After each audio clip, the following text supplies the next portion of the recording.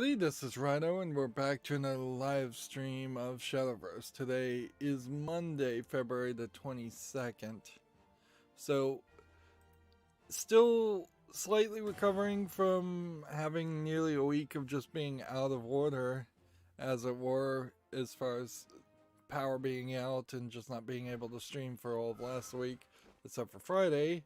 So, I thought maybe I would stream on the weekend. Instead, I chose to mostly just try and settle in a little bit more and get back to pre-recording Danganronpa. So I have made 4 or 5 2-hour recordings of Danganronpa, which is getting me nearly to the point where I stopped watching Game Grumps play it. So I am approaching the point where there will be new content for me, which kind of sucks because also in playing in that, they said you're halfway through the game. The game just broke the fourth wall to say you're halfway through the game at this point, which I'm like, oh my god, I'm only halfway through this game. I've been playing it for probably 60 to 80 hours already. These visual novels just don't quit, as it were. So what that would have normally done is left me with some extra weekend games that came out on Steam and things like that. But in all actuality, Twitter pretty much broke anyways, so I don't have a lot of new news, and I don't think too much actually happened even to come out on the weekend. So had I had thought about streaming on Saturday or Sunday, which is an experiment I should try at some point. Although, inherently, if I did try it and it worked, that would just probably make me somewhat upset, because then that would just open up the reality to the fact that I would then have to stream on the weekend, and I don't want to inherently stream on the weekends. And so I might as well just not know if that is a thing that would get me more views. I am getting a lot of spam comments lately, which maybe means my videos are getting more engagement and will get put in front of real people's eyes. I don't know. Probably not. I wouldn't be surprised if the algorithm specifically just takes channels that spam comments and recommends it to other channels that spam comments and no one else. I did have some free time to run through this first leader character. I didn't follow the story at all. I just skipped it all. But I've completely cleared that with some simple gameplay mechanics, which is great. So now when they add a new chapter for someone here, and here, that'll be great too. And I imagine fairly quickly after they add the 4th character there, they are going to try and put in a conclusion that will potentially conclude the story, and also try to do something as far as the fixing the conclusion of Fate's Trigger, which ended fairly abruptly and weirdly. It looks like Entropy's Abyss also is more of a tale around the nine-tailed fox and anthropomorphic animals, which is not something we've seen a ton of, but we did see that in Seeds of Conflict. So that seems to be something that still happens. And I had all the daily quests done, so let's see. Win a ranked match, win 5 ranked matches. Do we want to play a private match? It'll be almost impossible to get a private match. So, Force Craft to Dragon Craft is our goal. Good. And then we have treasure chests still to get. So we'll try Dragoncraft and we'll jump in here. We've got plenty of news. As for Danganronpa, I finished another chapter, and nothing's really changing there. It's just kind of like more of the same. I moved the skills around, trying to make the rhythm game easier, and even in that effort, it really just made it slightly passable. I wouldn't even say it's bearable. I'd just say I can barely pass the rhythm game that shows up in the class trial, and at no other point in Danganronpa. But there was like 3 rhythm games in the last class trial, and I was struggling, frankly, but I've already gotten one game over, so I wouldn't be surprised if you can just kind of game over and game over and game over. Ideally, what I would like is either a skill that is fairly expensive that lets you just completely skip or take no damage whatsoever from the rhythm game. And I would love to equip that, even if that makes the rest of the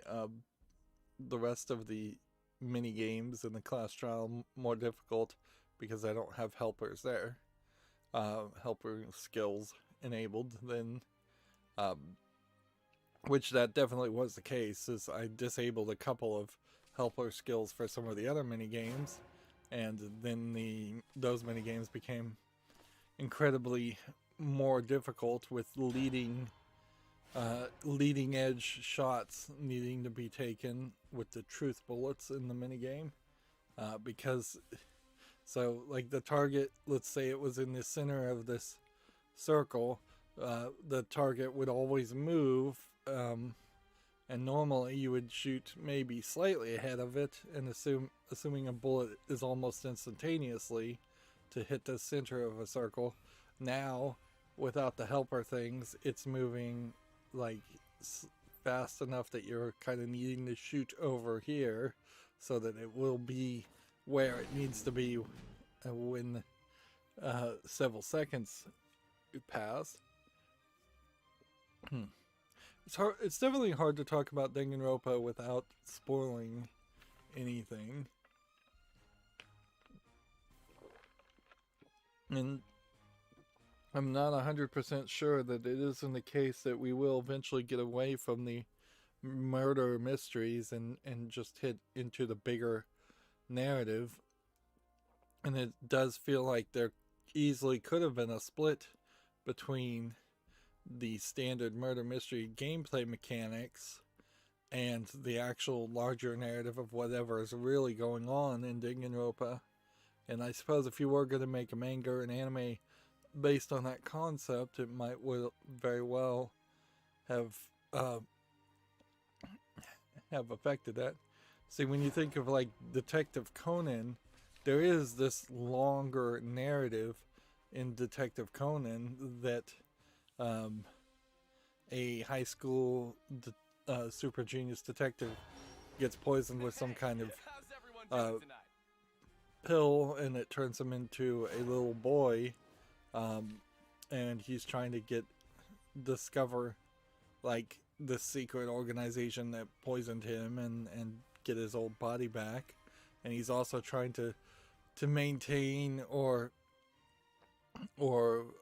grow his relationship with his girlfriend, who now thinks that he has left the country, and she is instead taking care of, I think, his cousin or something along that line, in the little boy form.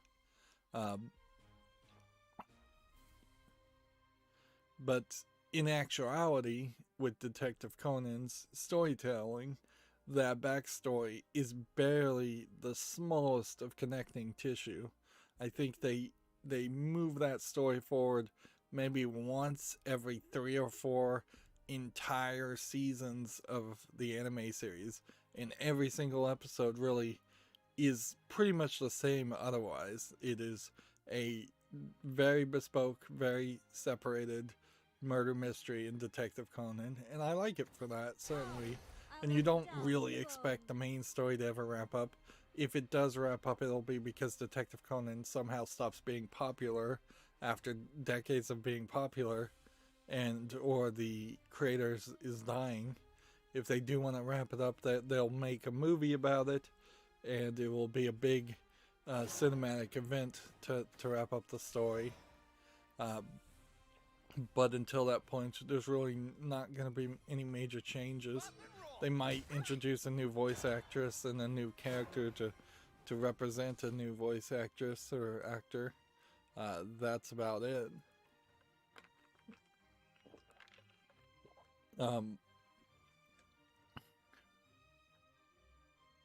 Whereas in Danganronpa, to use that in comparison, being a video game, we kind of need the story to be mostly wrapped up by the end of the video game. So the side murder mysteries need to be take up less time as we're going forward, and frankly probably always needed to take up less time. There was one point certainly where we saw the game realized and proved that it had realized that it could just fast travel you to certain areas and jump you into conversations instead of making you walk from one area to another area.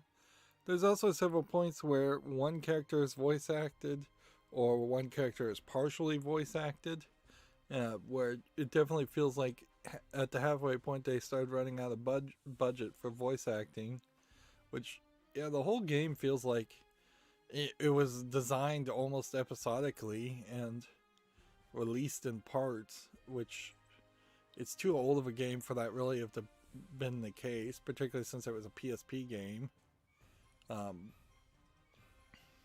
So I just have no idea why that would be the case.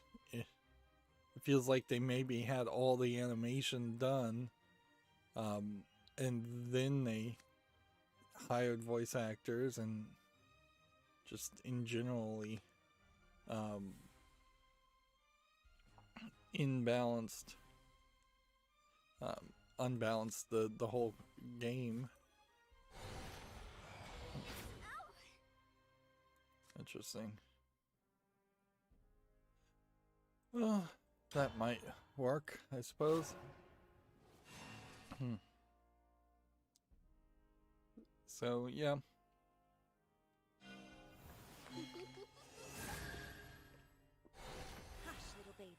Without spoiling anything, it's hard to talk about Danganronpa, and there's really nothing else for me to talk about.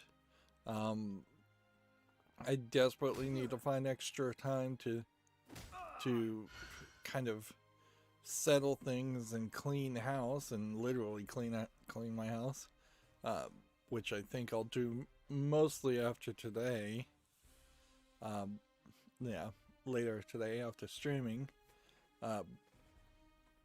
And then I need to find extra time to work on my router to get the ad blocking back on and all the settings back the way I want them, because that's kind of annoying. We can kind of see that there's a little bit of a hiccup here without quality of service enabled, but frankly not anywhere as much as the tweaking and all of the messing around that I do tends to actually enact.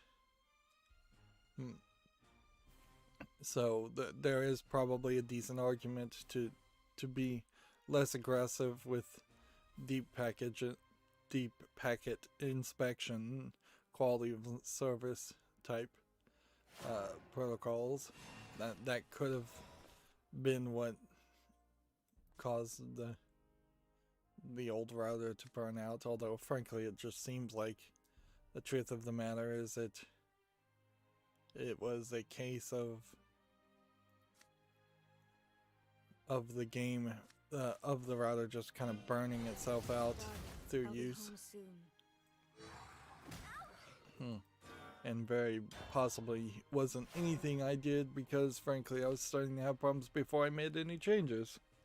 And it was probably one of those scenarios where something was failing, and instead of trying to just calling it like a surgeon often has to, I tried to triage it and resuscitate dying hardware, as it were. This analogy is not quite the best, but I'm also struggling to finish reading the last 2 trade paperbacks I have of Y the Last Man and Ex Machina, which are about the 4th of 10 trade paperbacks, which puts me in a weird position now, because now that I have other things to do with my time, the right argument, the smart argument, would be to just forget about them and throw them away or give them away and have an unfinished story and an unfinished collection. I'm not sure. I think either Y the Last Man or Ex Machina at this point are particularly good enough comics to really want them on your bookshelf. I can say, however, that both Y the Last Man and Ex Machina, which I think are both written by Brian K. Vaughan, so that there might be some connection there. I will say that I think a couple of those comics are better by far than your standard New 52 Batman comic, which or New 52 Superman, not to single out Batman per se, but just any of the DC comics I had before, all of them pretty much stunk. And in those instances, I got maybe 3 or 4 trade paperbacks in with the New 52 comics before either DC themselves had canceled the series or I had just completely lost interest. And so all of those stories were incomplete for one reason or another before I gave them away.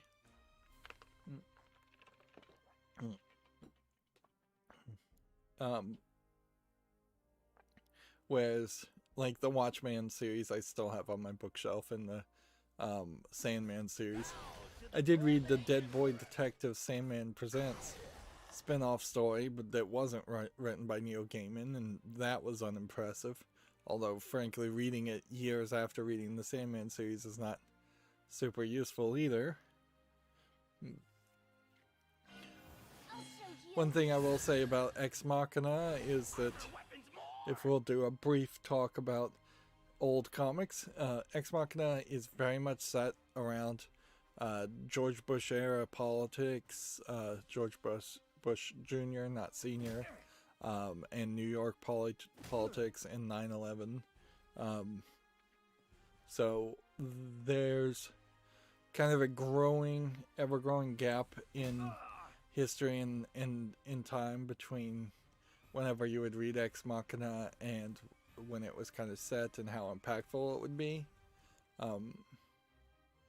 It still mostly works for me, but I could easily see if you tried to hand it to, say, a 16, 17, 18-year-old, it would be way too political, and I don't think anyone that age would like it, because Ex Machina is a very, very political comic book, which is almost an interesting thought in itself. But B, it's just so political in that sense that you really wouldn't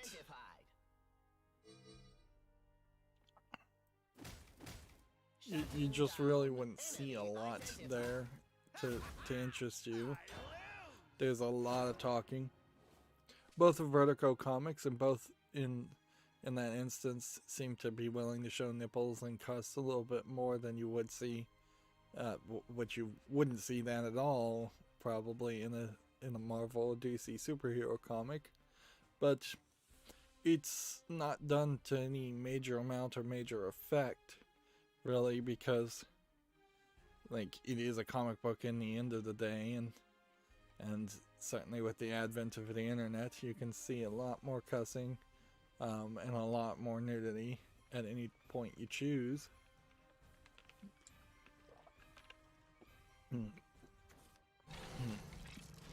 there's a scene in Ex Machina where a character is talking on the phone and it happens to be in a 90 that is mostly see-through, and so you can see her nipples. And in a funny way, that is kind of just natural, as it were. Like, sure, that was the artistic decision of the writers to set the scene that way. The character could have been on the phone talking to another character anywhere, in any scene, or she could have been in the exact same location and exact same scenario, and she could have just been wearing a thicker, not sheer see-through 90. But then also I would say there are sections in particular where they are kind of just pointlessly emphasizing on breasts. And it's not like they're getting hardcore with it, so that they still are mostly going a little simplistic there. Yeah, like full nudity would still be a thing.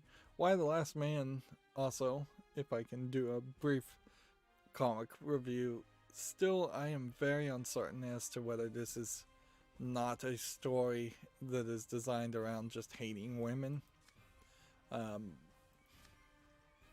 It could be that it is just a story that happens to that happens to be telling the story that it wants to tell, but it also kind of just feels like it might be designed to like hate on women.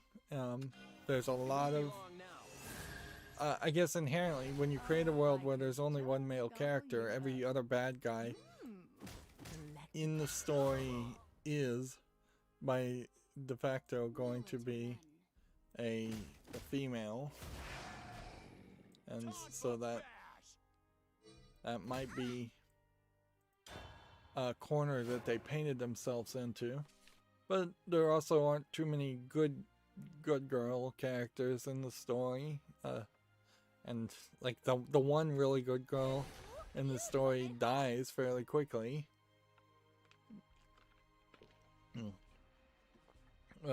But even more than that, as a problem, it does just kind of seem to, almost like Lord of the Flies, propose and create this scenario that just doesn't feel completely true to life.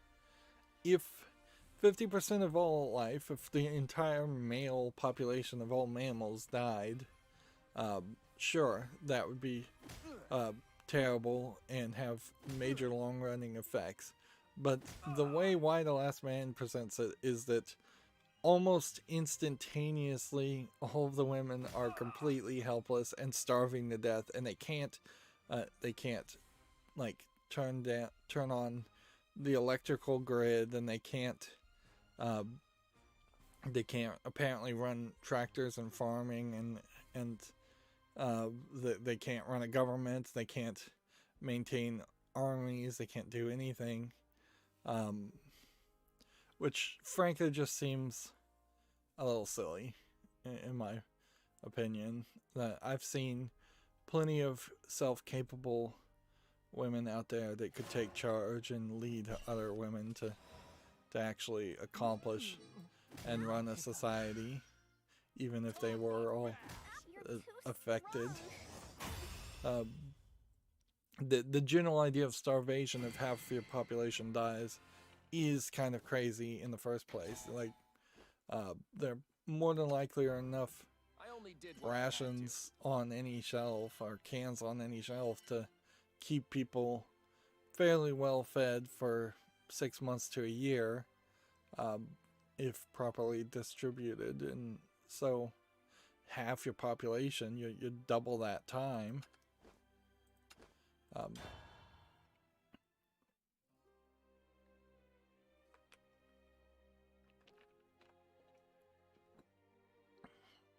The idea that in what seems like, I don't remember the amount of time it took, but it seemed like 3 months, the idea that they would start to starving after 3 months, that they would have formed entire roving gangs of Amazonian women in 3 months is just kind of ridiculous. The timeline feels weird there.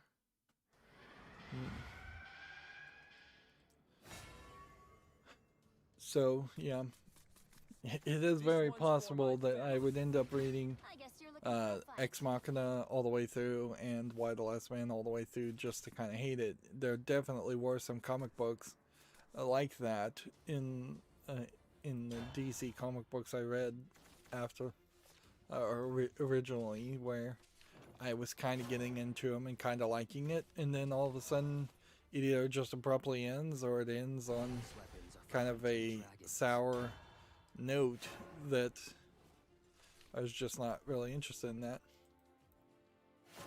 Anyways, that is enough, I think, about talking about comics. Let's go through the video game news. We still have plenty of stuff left from Friday. We may very well have a running backlog of games that came out on Steam, although I'm not sure I've even seen a single game that has come out via the What's on Steam Twitter app, because my Twitter has been messed up, and that again feels like just Twitter was messed up, not anything I was doing, because I was trying very hard to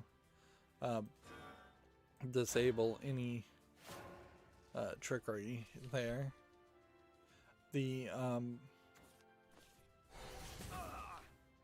I also installed a couple of Chrome extensions to try and auto backup and auto restore tabs better than the one I had installed before, because the one I had installed before obviously is not making enough backups, and that is an issue.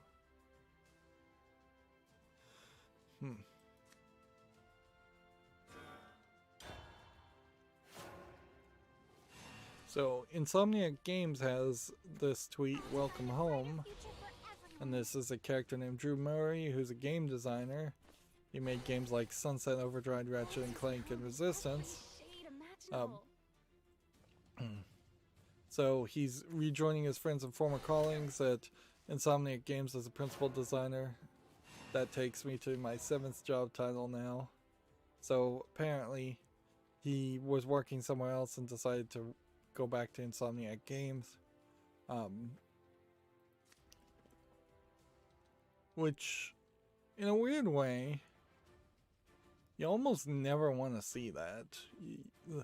As much as you might want Drew Murray in particular to work on a game, you never want to see someone go forward to a new job and then come back to the old job. It's just like there's no going home is the concept that often I say. It's like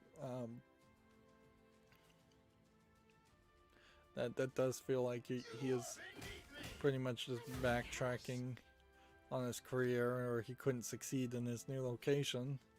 And that may very well not be the case, but that's what it feels like for sure. Hey, how's everyone doing tonight?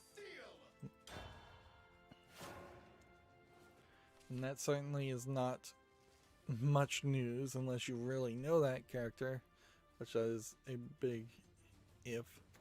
A glimpse into the future is only I the did beginning. change the settings on the minimal scroll bar, and now I realize I changed it for everything, and that's a problem. TechRaptor has an article here. You'll be able to buy Robux stock starting next month. Why you would want to buy stock in a game company like Roblox is questionable, to say the least. It would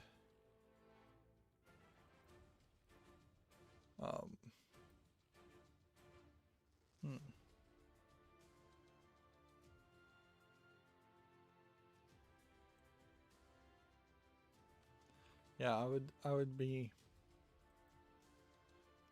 fairly cautious on suggesting the idea, or even beginning to suggest the idea that somebody should invest in something like Roblox. So this is my fate after all. How did I miss that?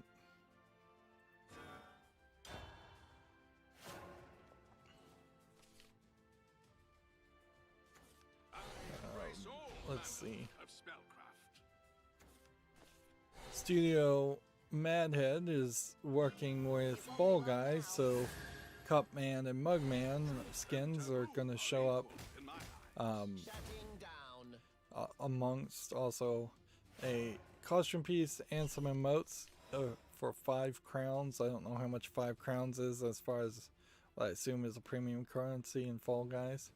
I'm not sure that many people are still playing Fall Guys, though, so you do run into that as an issue.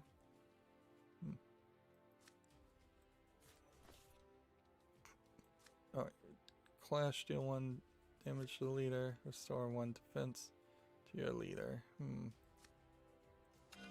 Darkness on this plane. Right.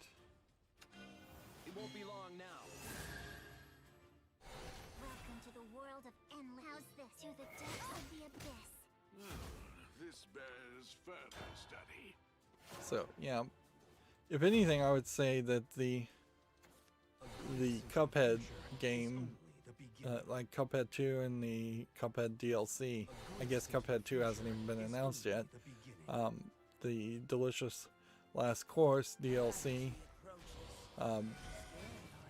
was delayed, and the thing that I personally, as someone who rage quit and wasn't able to beat all of Cuphead, the thing that gets me back on board to be interested in Cuphead is not their characters showing up in other games, but them introducing a less challenging requirement to get to the final bosses and potentially defeat the final bosses. Because I was able to mostly unlock everything except for the final bosses, which because that was the point where it said you had to have beaten, if not all, I think you have to beat all of the other bosses on normal mode, which is actually by most standards a hard mode, before you can even take on the Mr. Dice Man and the Devil characters, where I would have preferred to frankly been able to have been able to take that on the easy mode. That being said, even at that point, taking on Dice Man would have probably been fairly impossible for me, because there's just a lot of places where parrying and jumping and dashing and the controls in general are not dumbed down well enough or made in such a way to make the game easier. Which, at the end of the day, I can't respect the video game critic who couldn't get past the tutorial. That stuff was easy enough. But I could certainly understand in that one instance if a mainstream video game journalist had come out and said, this game is too far hard for me, I wasn't able to beat the boss. But we didn't hear any of that, which just then brings about the question, do video game journalists beat any games they cover? And the answer we kind of know at this point is no, they don't. They often only get about halfway or a couple hours into a game and then review it. Or if they do make it to the end, they often rush through the game and skip entire sections, for better or worse, which is not what I think most gamers would consider a reasonable way to play a game. My supremacy surpasses that of dragons! Moving on, TechRept has an article here. Watch Dogs Legion multiplayer release date has finally been revealed. I didn't even know that it was going to get multiplayer. I've kind of completely ignored and forgotten about it. But yeah, they're apparently putting out multiplayer. It certainly goes back to the idea as to why there are so many random characters that you can control and play as in Watchdog Legion. The name Legion makes a lot of sense if there's multiplayer too. So clearly that was an idea from the beginning of the entire experience. I'm not sure that the other Watchdog games even did have multiplayer, but Watch Dogs is definitely not the game to have multiplayer in it. When is the release date? March 9th, 2021. That took a lot of time to figure out the one thing I wanted to know. Right. 1-1. Right, well, let's start by evolving this. Be gone. Verifying access. And then I guess that means we hit that and put that here.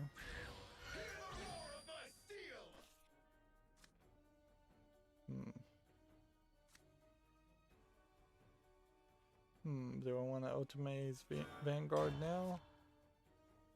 I don't think so. Cappy Games, which makes Grindstone, had an internship, and so they wanted to highlight some of their interns who had worked on things. So we have they made up a website for Jonathan Bandhu, who apparently has worked on several things, which at a certain point as a game designer, if he's got 4 different pictures he can post up here, is he really intern level at that point? Here is a more reasonable highlighting of Chris being a 3D artist and showing off just 3D art. That seems more realistic. But apparently they only had 2 interns. And frankly, for a video game critic, it does become kind of hard to highlight the work of interns that worked for a specific company more than it is to, say, highlight some student that came out of DigiPen who makes a little bit more sense. That they make finished products, as it were, and those finished products are, while they are student projects, they are still video games. Instead of potentially having to go and look at somebody's website, which I guess we could do that. Let the gems light your way to success. The real battle begins. Yeah, looking at his website, it definitely looks like a website, but not a particularly good one. As a game designer / producer, this website is missing a lot of modern Flash. In the fact that it's not using a anything. Here we can see the site was built with Wix.com website, so you've got like an advertisement on your personal website. That sucks. You've got some very out of place formatting here, and let's see if we can zoom out a little bit and see if maybe that would fix anything. Nope. And I doubt zooming in would fix anything. Nope. So you just got like dead space all over the place. You've got no copyright information or anything at the bottom. You've got just plug-in things that you would almost certainly assume that this is a WordPress type listing. He's apparently worked on 1 game. So he does seem like he is basically an intern, which is fine to go that route and just be an intern, but then there's Enemy identified. How could you? there's some weirdness, I would say, around the fact that he is claiming to be a game designer slash producer when as an intern, like game designer, Look at you. You're hurt. should probably be your focus more. That being said, there are a decent number of like radio producers that seemingly are given the title of producer right out of their internships. You dare to disturb my domain? My empress. Sleep with the fishes. Long live the dragon empress. Long live the dragon empress. Long live the Enemy dragon empress. identified. I could have had one more.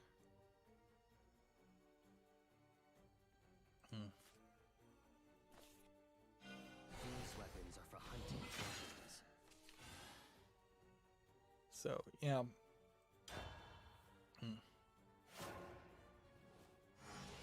If anything, I would say this website is kind of great in the idea of showing that how a game designer in general is not going to just by default be a good web designer or be a good graphic designer, or just be up with the standard as to way websites are even supposed to look. This really does feel like something that somebody in my HTML class many years ago would create as a website, something as a student project just to show that you could program something versus an actual final product. And there definitely are a lot of people out there that have terrible websites anyways, because people just don't care. Which, in all fairness, if you don't care about the quality of your website, by all means, don't care about the quality of your website. It won't be long now. Let the waves rock you to sleep. Welcome home. Here All alone in the ocean. and here. Just constantly trying to eliminate the options. But yeah, there kind of is no point also to criticizing someone's website. So let's move forward. We got a ton of stuff, and me dilly-dallying is not going to help anything. Gamatsu has its a gameplay trailer and screenshots for the game It Takes Two. This was announced and looked slightly interesting, and then was fairly forgotten about. So, like, just in case you don't remember, it's these two, like, yarn couple that are being forced to do kind of platforming challenges and working together as a form of some kind of group therapy. We now see in this trailer real versions of the couple fighting. So we now kind of see that this is a case where either the real world couple actually did get stuck into this weird situation, or this is all just happening in the mind of the little girl. Which, frankly, the game story feels a little less fun when you know that there is a innocent victim involved in a breakup, whereas before it felt like this was going to be two people that were just having a rough patch, and then they were going to go through this weird event, and then they were going to get back together, and they would only suffer as much as they kind of deserved for potentially being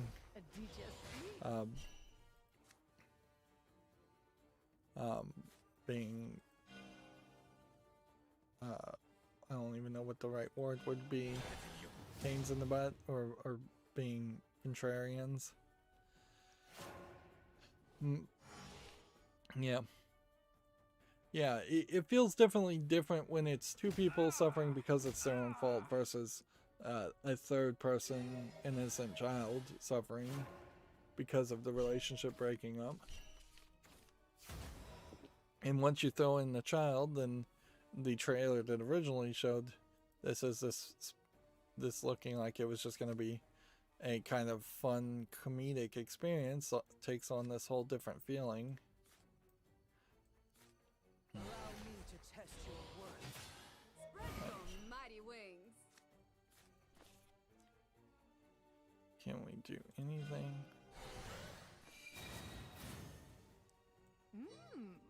Delectable.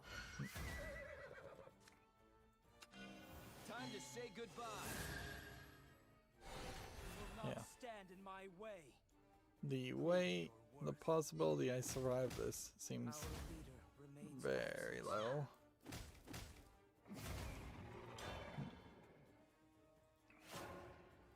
But yeah, it also it's certainly weird to then remind us of It Takes Two and do the advertisement track when this game probably isn't coming out for quite a while.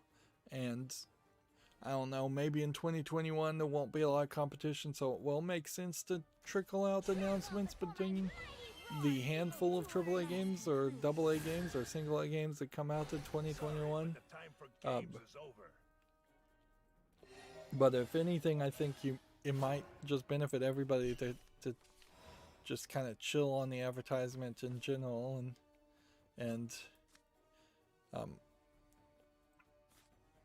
I suppose at a certain level there is an issue where a producer's worth is only defined around how much money they put into the advertisement and the actual production and delivery of physical goods. So or pre-development money. And so it may very well be a case that a publisher, I said producer, but I meant publisher. A publisher may just not feel comfortable investing $1 million into the development of a game and then not spending $2 or $3 million in advertisement in the hopes of recovering that $1 million investment plus the advertisement investment.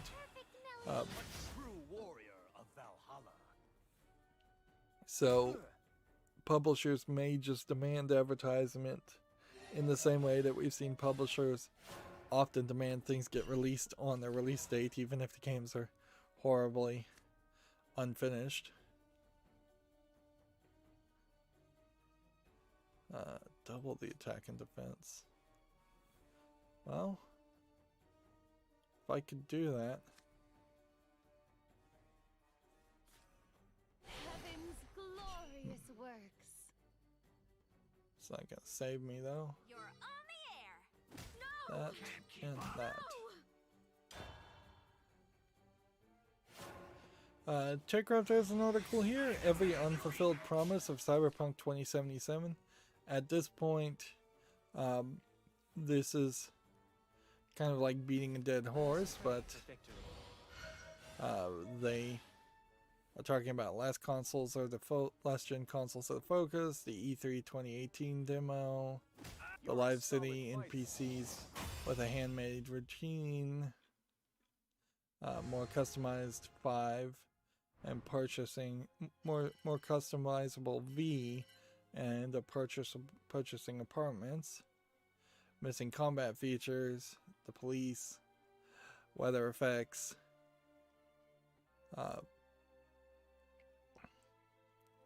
like I want to say I told you so, really, but in a certain way I did get the feeling in the last 6 months to a year of the way they were advertising Cyberpunk and showing off Cyberpunk, that there seemed to be like nothing really on the offer, and it did feel very much like it was just going to be a fancier Deus Ex in a cyberpunk world, and in the end, I think that's all it kind of is a fancier Deus Ex in a cyberpunk world, although Deus Ex is also in the cyberpunk world.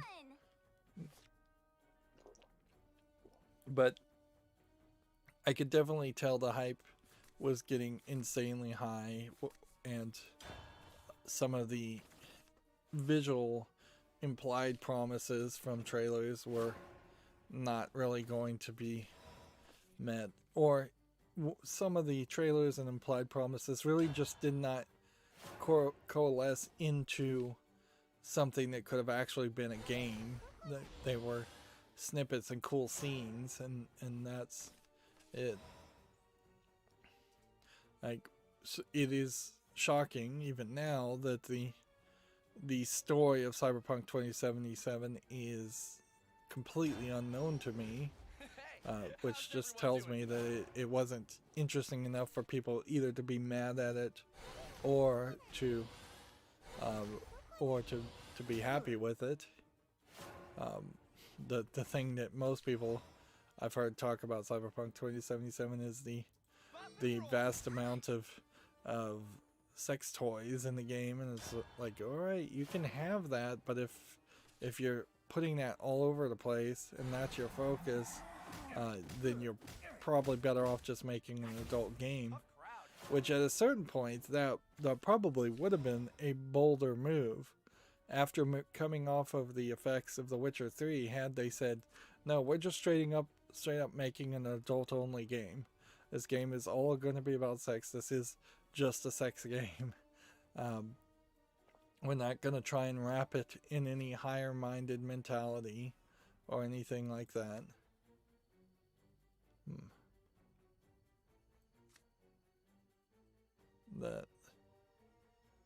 That would be weird, to say the least, but that would solve the issue with it. I think more than anything.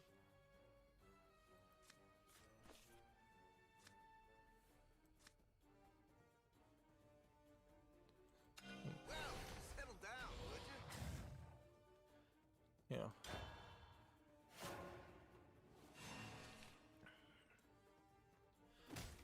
I was never particularly close to a point where I was going to buy Cyberpunk 2077 day one. At this point, I don't think there's a great reason to buy it ever. It may be historically relevant only really in the fact that it was a big AAA game released in 2020. But that very well may be the only relevance it has whatsoever. And for instance, if I was going to say play a AAA game that came out in 1992, but it never never got any sequels and never had any impact, that would just be insane. So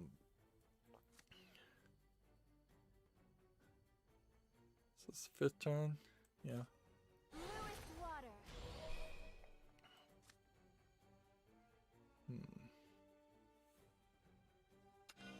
Be gone.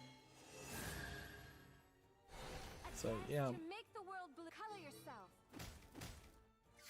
I feel like there's a much better argument, and I am just mostly talking here, not going through the news when I should really just be burning through the news.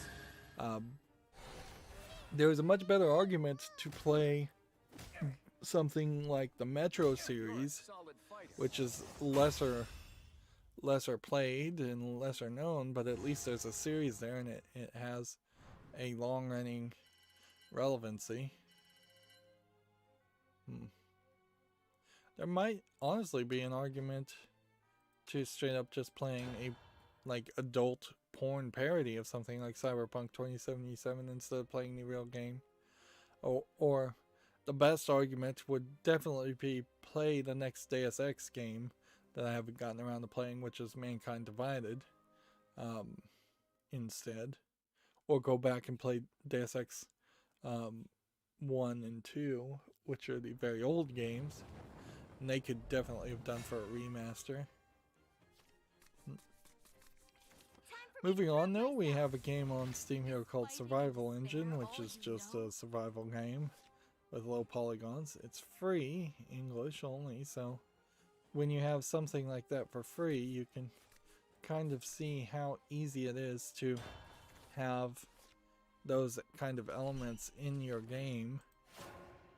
Let's see, Gamatsu has an action RPG called Pascal's Wager. The definitive edition coming to PC on March 12th. Currently it's for iOS and Android, so it's a cell phone game. Want to kind of see what it is. Pascal's Wager. I don't immediately remember what Pascal's Wager is. I know it's some kind of like theory or scientific theory or philosophical theory. I kind of want to think that maybe Pascal's Wager is the idea of, well, if you get into heaven, if you believe in a god, and get into hell if you don't, you might as well just believe in a god. That might be the case. Now, if that's what that is, then this game itself seems like it plays into that idea fairly well. This does look like an interesting kind of hack and slash RPG game, but if it is a cell phone game originally, I kind of have to wonder if the level designs are small or the character variations are small. At a certain point, even if this was really, really good, you still probably are just going to get an HD definitive edition of what is an abridged RPG. At a certain point, though, that is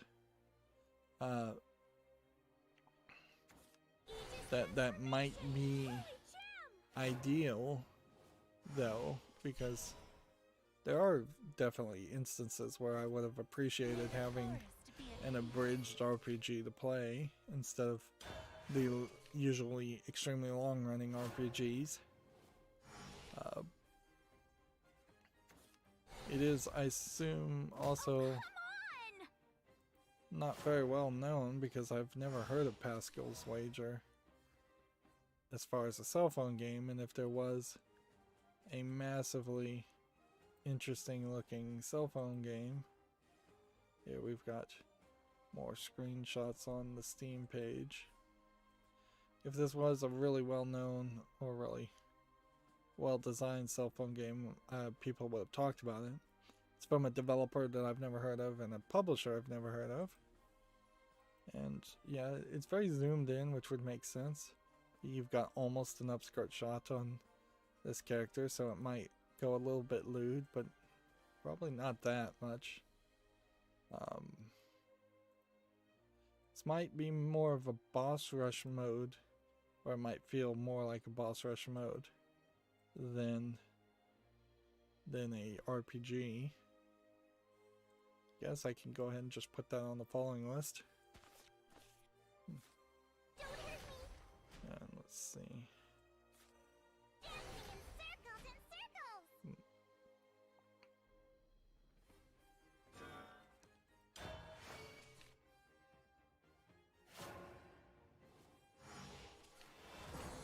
Although at a certain point, there is kind of an argument that it would be nice to find a bunch of hidden gems from cell phone games that are getting ported to Steam. That'd be better than just low effort cell phone games being ported to Steam. And if there were actual hidden gems on iOS and Android phone storefronts, that would be a nice reveal too. Forced abandon me. Let's play. Alright, You're done here we go. I walk my own path. Just Hit don't. that. And then this guy is 4, so even if I was to attack with all of those, I would still die. So I still have a maximum of 9 cards. TechRaptor has an interesting article. According to a Jagex study, 7% of gamers play while naked. Now, naked in a more British sense often means just in your underwear, where bare naked or buck naked means fully in the nude. I probably wouldn't be. I kind of don't care one way or the other, but playing while you're comfortable, and if you're comfortable naked, sounds like a good idea to me.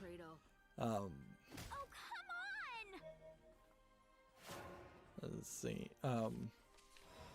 That is also a headline. This report also has other reports, like 49% of gamers say they now game more than they used to, based on self-reported games. But yeah. I would personally feel a little awkward to be just bare naked anyways. I feel like it is unusual for a lot of people, until they are fairly old and fairly wise, to get so comfortable with their bodies that they're willing to be fully nude. But there definitely are people out there that are just straight up naturalists / nudists, and they do want to do everything in the nude if they can get away with doing it in the nude. It's hardly like I inherently disagree with that. The 7% may at some point run weirdly because if you're playing like local co-op, which there isn't a lot of local co-op at this point, playing while naked seems a little bit weirder, but maybe not, because frankly, if you're a nudist and your whole family's nudist, it's not that strange to be potentially naked next to somebody in a very non-sexual way. And inherently, naturalists and nudists are all about the idea of embracing the nudist lifestyle in non-sexualized ways.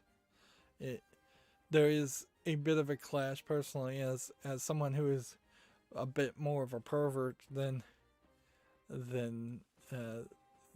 most. I imagine it would be hard for me to specifically determine when a scenario was going the route of being a sexual scenario versus not.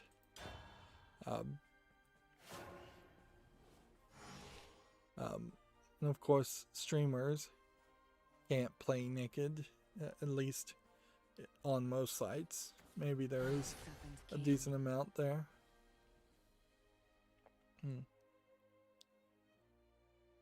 There are definitely a lot of factors there, but mostly it just kind of boils down to comfort. Also, though, frankly, this is a statistic and a survey question that doesn't really prove anything at all, because there's no way for video games to particularly pander to people who like to play games naked versus otherwise. If anything, capitalism would just push people towards wearing gamer clothes and gamer swag, as it were, and so you need more products. There is an interesting argument about, well, if you're not wearing clothes as much, then they're not getting dirty as much, they're not having to wash as much, that's saving the environment, that's saving money, and if that's creating comfort. Generally speaking, I think I might have been happier had I been raised in a household that embraced the naturalist nudist lifestyle earlier. I probably would have been a little less awkward in my awkward teenage years, and more just generally happy with my body and showing my body to other people. I definitely recall that in my early years of youth, I was fairly conservative and ashamed and didn't want to show or be nude around anyone else. Which thankfully I've pretty much gotten completely over that, and I have definitely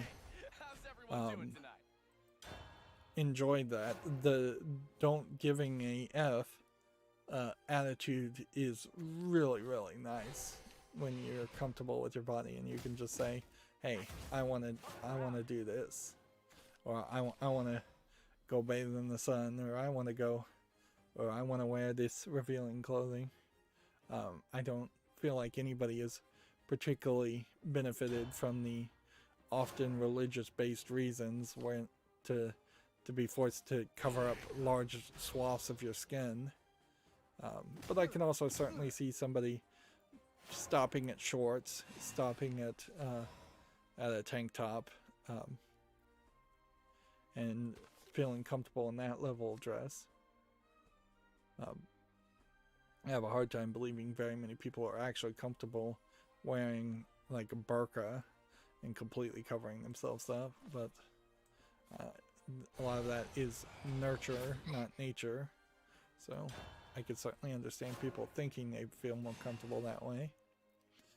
Moving on though, since that's basically a pointless conversation, Valheim has topped 500,000 concurrent players on Steam in under 3 weeks, which ironically, that's also the number of people that we have just passed as far as who died of COVID in the United States.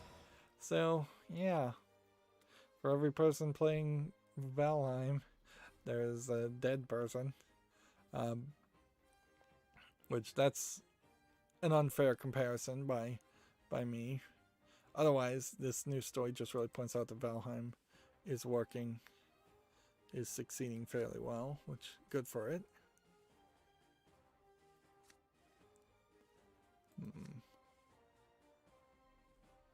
One damage to 2 random characters.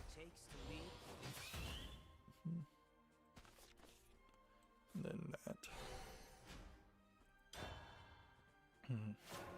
Tickruptor has a review for the Shadow U, which looks like a bad, although not terribly animated, Western visual novel. Yeah, you've got like a father character with blue hair and a son character with blue hair, and they're in very badly chibi animation styles. Then you have a white-haired character. Then you have some character chained to some kind of like magical talisman laden poles. They gave it a 3.0. The Shadow U tries to get on by a shallow imitation. It tries to get by on shallow imitation and angry teenage energy with all the elegance and skill of a terrible fanfic. Let's see. Guess we want this. This is a storm. The pros are decent character designs and not terrible sound direction, which mentioning sound direction on something that looks like a visual novel is pretty odd. The cons are awful main characters, horrible pacing, level design and structure, trite, pretentious narrative. What's interesting here is this is a character that I don't recognize from this picture, but this isn't the same person who's covering what is just an RPG Maker visual novel. And what this probably once again highlights is that as Tickruptor is trying to scale up more and more, they are struggling to find games, particularly right now.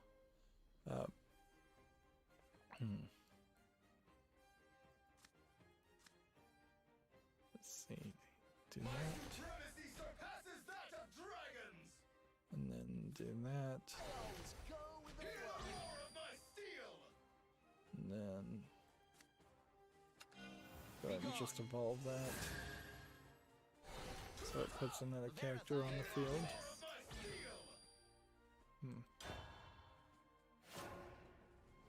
Yeah.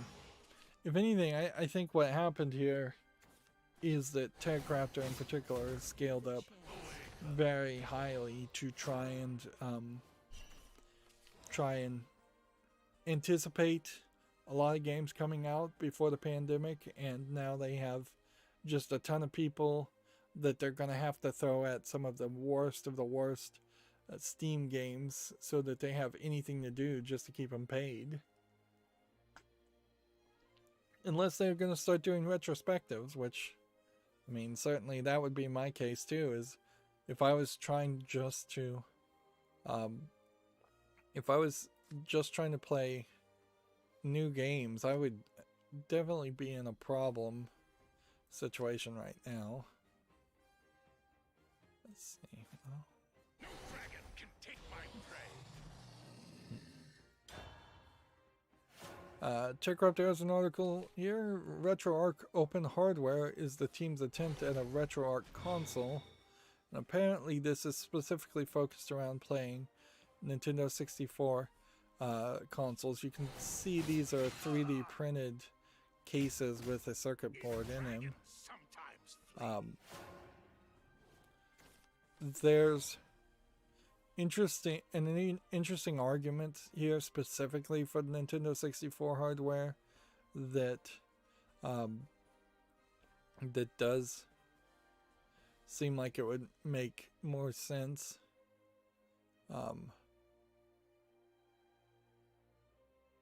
So this is kind of a proof of concept, part of the open hardware project, which there may be multiple open hardware projects.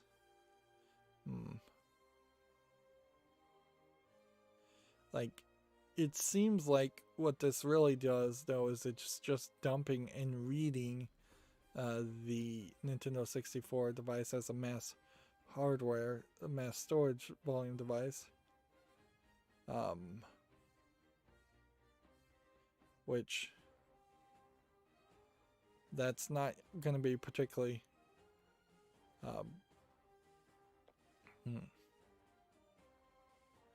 that's not particularly that helpful. It almost makes an assumption that I think is a false assumption that the Nintendo 64 ROMs out there haven't all been dumped already. The idea that you would need this device is kind of limited unless it was going to have like an FPGA or specific circuitry that let Nintendo 64 games in particular run smoother. Although arguably, if you're having to plug it into a laptop with USB-C,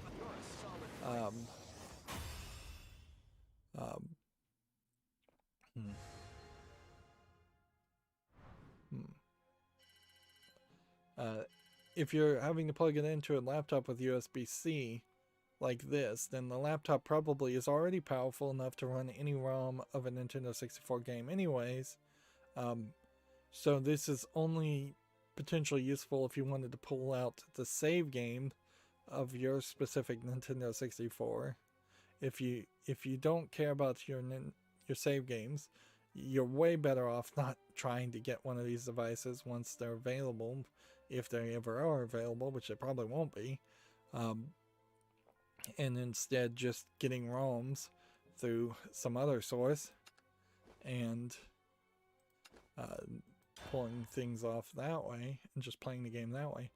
Where this idea, I think, falls, and step 2 of this really would be helpful, is if this device did have some kind of circuitry in it to emulate the Nintendo 64 console better, then you could plug this device into a Raspberry Pi. That's where it would become helpful.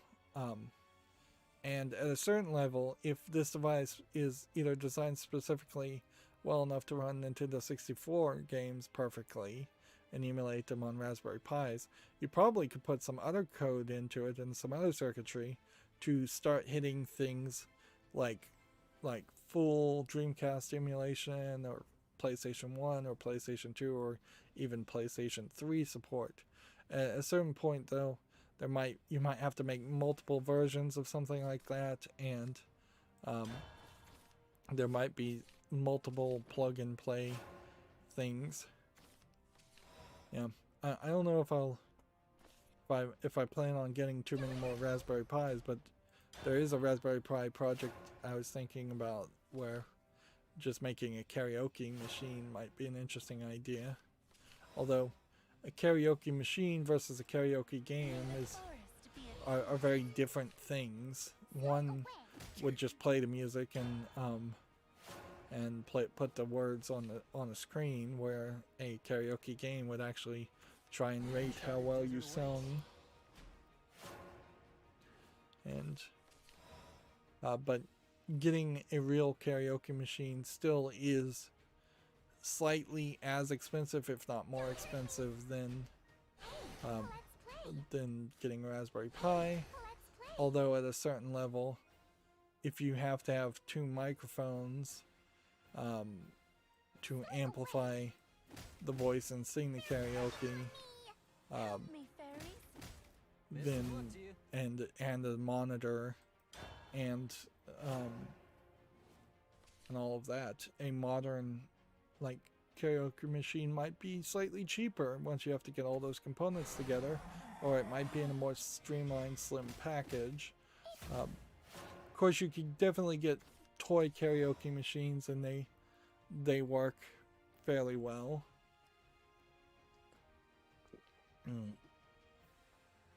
Because at a certain point, also, if you're going to do karaoke, you almost want wireless microphones, and that's going to be fairly expensive.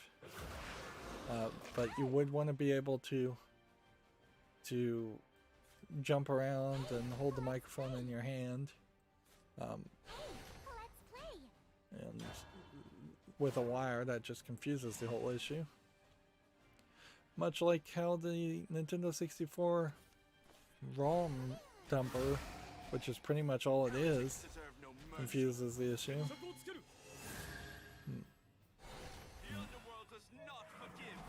If anything, I would say RetroArch should probably just focus on the software, but maybe at this point they have hit the maximum that they can really do with the software. That very well may be the case. 4 berries and give them rush.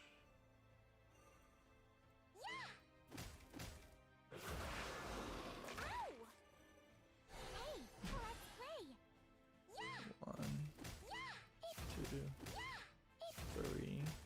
I can't be done yet.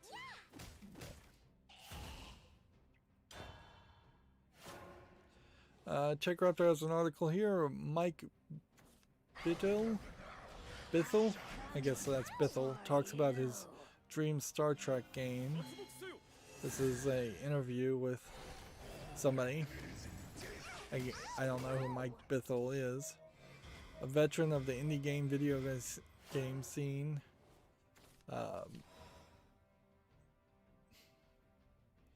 He made Thomas Was Alone, which, for as ugly as this game looks, it seems to be way more popular. Or he is just really, really good at advertising his own stuff. Right, well, this, and then evolve. You're done for. My wing shimmer is the Then hit that. But yeah, you can check out that article if you're interested. Here we have a game on Steam called Battleship Apollo. Looks like a top-down space shooting game. It's early access and free to play with in-app purchases. Yeah, so I don't think that would be anything I specifically would be interested in.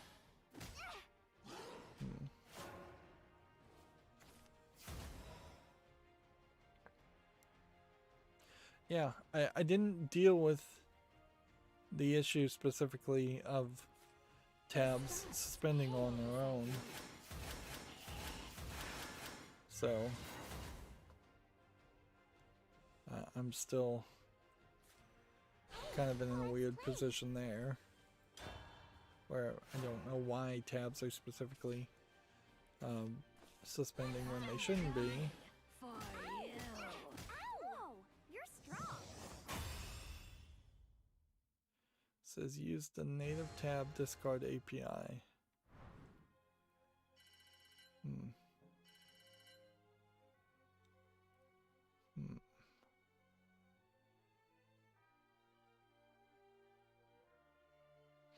Guess we gotta test that. So we'll try the native tab API, even though we hadn't been using that anyways. If anything, I think it's just Chrome is suspending tabs now, which maybe the other plugin I had simply avoided that somehow. So yeah, more problems, more things to work on, as always. Gamma Sutra has an article here. Netmarble US to acquire NBA All-Stars developer Kung Fu Factory. Okay. Yeah, so many of these articles, it really does just kind of end in okay. A PS5 version of Cloudpunk has been listed at Cultura. Small fry. It's currently out for the PS4, Xbox One, Switch, and PC. Here we can see the logo, but I really have no idea what Cloudpunk is.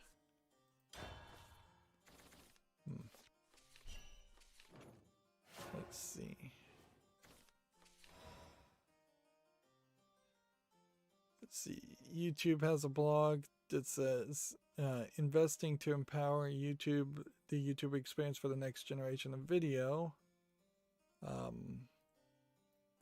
which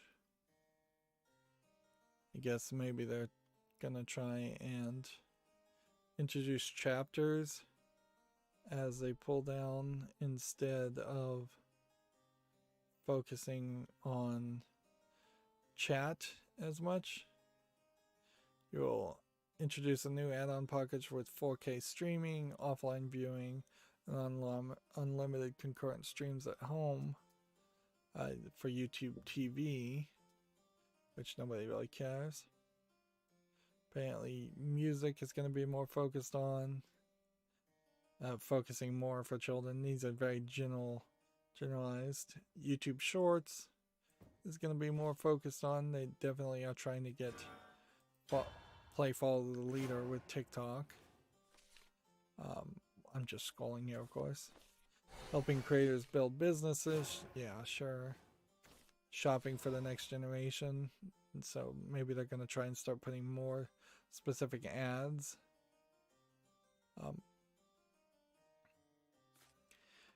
You're just forever in this weird position where you can't really trust YouTube, and anything they say does feel like it is just going to be something that is going to make YouTube worse.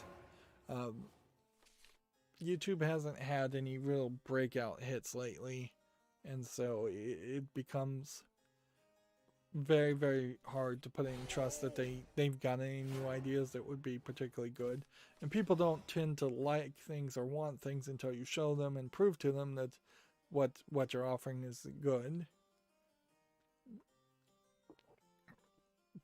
Me particularly, I didn't start using Facebook until someone basically dragged me kicking and screaming to use Facebook, and that was at that point back when Facebook had a decent chance of being something good. Now, not so much.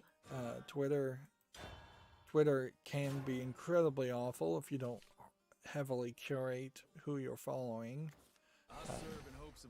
And like Discord, I thought people were going to get into Discord, and then I really didn't use it much.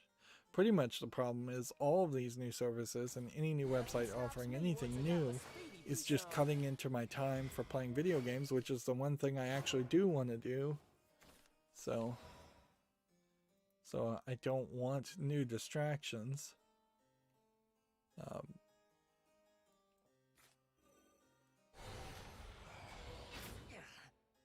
Welcome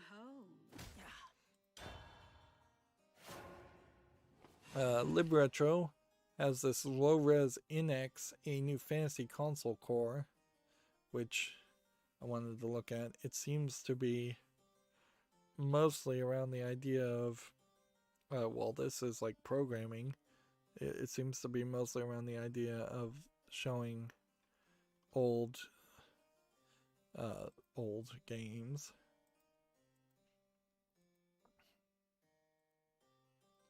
Which there are a decent number of these like experimental cores that kind of don't matter. Like they don't emulate anything anybody really cares about. Nobody's made or ported any games to something like this. It's unlikely that it would be a high priority to port this into, say, the RetroPie collection of cores that they support and can handle, even though the RetroPie as hardware could probably handle the core just fine. And at a certain level, if you start playing around with a bunch of cores in the in RetroPie or RetroArch, you're playing with software more than you're playing with video games, and that is only really interesting to programmers or technologically minded people. It's not interesting to somebody that just wants to play a game. I think RetroArch and LibRetro do need to be careful to balance between a it just works mentality for the average person and you can delve really deep into the weeds if you want to mentality that might be more appreciated by This ain't ideal, is it? Be gone. by a lot of the more nerdy people. Mean son of a gun, ain't ya? See, next we have on Steam here a game called Pixel Puzzles, Illustrations, and Anime. And I kind of have to wonder if this art is properly licensed, because this does seem like it is a weird collection of images, a lot of which strike me as something I may have seen somewhere else, or they're inspired by other scenes. Either that or whoever drew these art pieces is just really, really smart, or really, really good at a very wide variety of images, and I just kind of can't believe this. This is too many different styles and two different themes. You can see here what they're trying to do is charge you $46 in DLC for different puzzles. And this game is coming soon.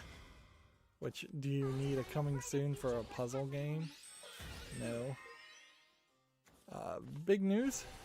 Diablo 2 Resurrected has been announced for the PlayStation 5, Xbox Series, PS4, Xbox One, Switch, and PC. It's due out 2021 with cross progression. I don't think there was any cross play ever for Diablo 2, so them doing a remastered of Diablo 2 probably couldn't put that in there. Still trying to get a Forest Craft or a Dragoncraft victory. We could switch over to the other kinds of decks if we got bored with it enough. Let's see. So it's a remake of Diablo 2 and the Lord of Destruction expansion.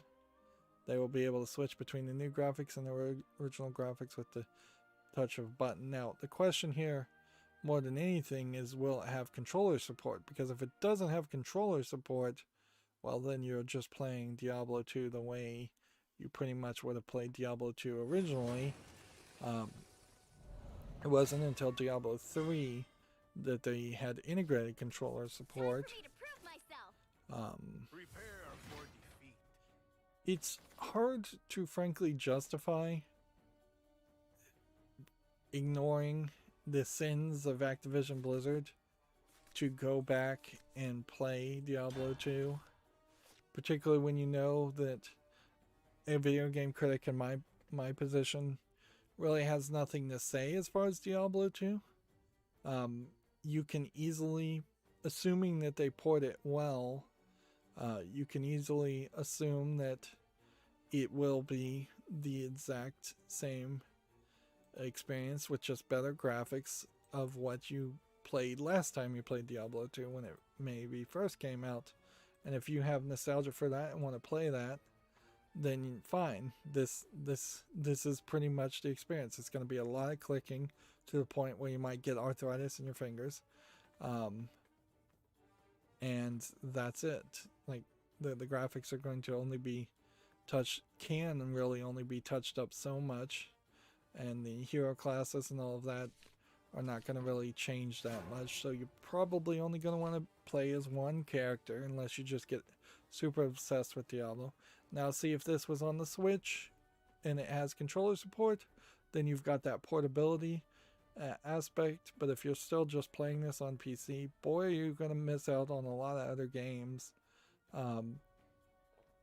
if you are just playing Diablo. We have changed quite a lot as far as a video gaming community since the days of Diablo 1 and Diablo 2. And while there is an argument just for completeness sake for me to speedrun through Diablo 1 and Diablo 2, apparently it's going to support Dolby 7.1 surround sound. That might be slightly helpful. I can't help but feel like there's any real reason to get deep into that game.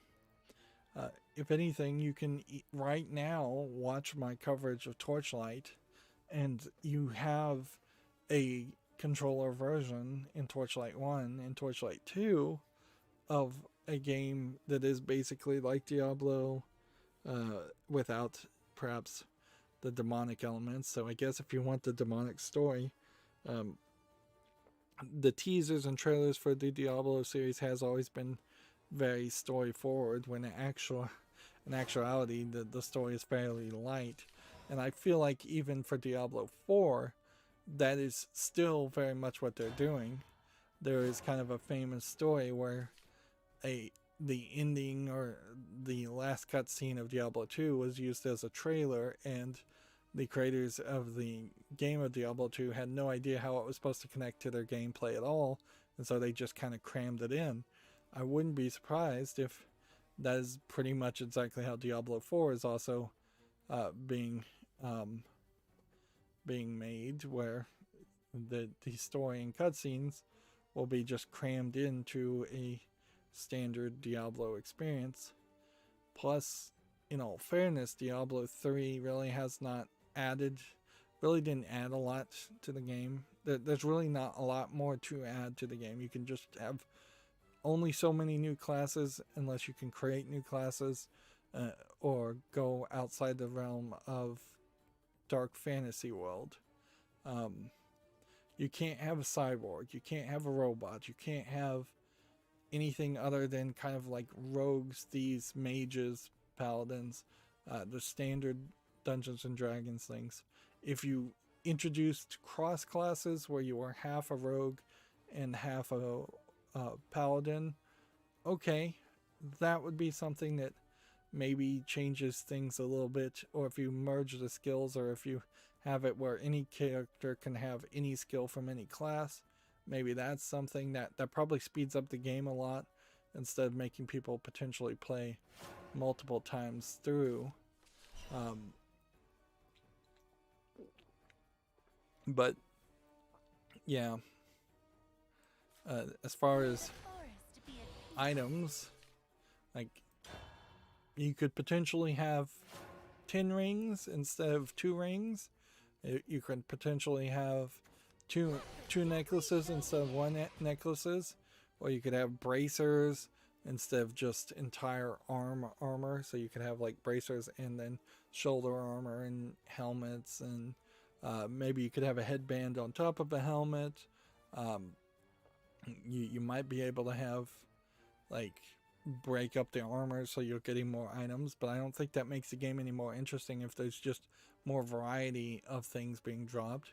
In a funny way, Borderlands has so incredibly topped the idea of item drops that if Diablo 4 really doubled down and focused on just different types of weapons with different types of skills and abilities like Borderlands did, that probably would be more interesting. Borderlands also tops Diablo in the fact that it is a much more fast-paced, quicker experience. I wouldn't want to see either Borderlands or Diablo disappear from history, but there are definitely a lot of lessons, particularly for a Western audience that doesn't want to spend as much time as they used to, that Diablo and Activision Blizzard have not really been able to adopt. In particular, I don't know if they can adopt too much without so drastically changing the feel of Diablo, which is kind of painted into a corner. Yeah, I'm scrolling over here, and with the exception of them saying that you can switch between the game's new graphics and original graphics on the fly with the press of a buttons, and we know, I guess, that it is coming to consoles. There's no guarantee that there will be controller support on PC, but it would, I suppose, be fairly silly for it to not have controller support. And meanwhile, at BlizzCon, while they're focusing on Diablo 2 Remastered, which should have probably come out 10 years ago, not 20-year anniversary, they are pretty much just delaying Diablo 4. So for Diablo, they had the Rogue reveal trailer and screenshots, which, yeah, this is the trailer in particular that makes me think that they're trying to go more story forward, where this priest is hiring a rogue to kill people and collect their ears. They're highlighting just very high-level graphics in this trailer, when in reality you're going to see the character like this for the vast majority of the time, and you can see pretty much it's still just Diablo with better graphics and path making, and not even a lot of people. Diablo had kind of been known for having larger groups of enemies than 3 or 4, so we would kind of want to see those numbers go up. It does seem like there's maybe a little bit more variety. This is a decent number of people, and now we're starting to see larger groups. It also feels like Diablo 4 is just going to have to go into further and further different places to find different kinds of monsters to fight. You can see all the ears of people she's killed.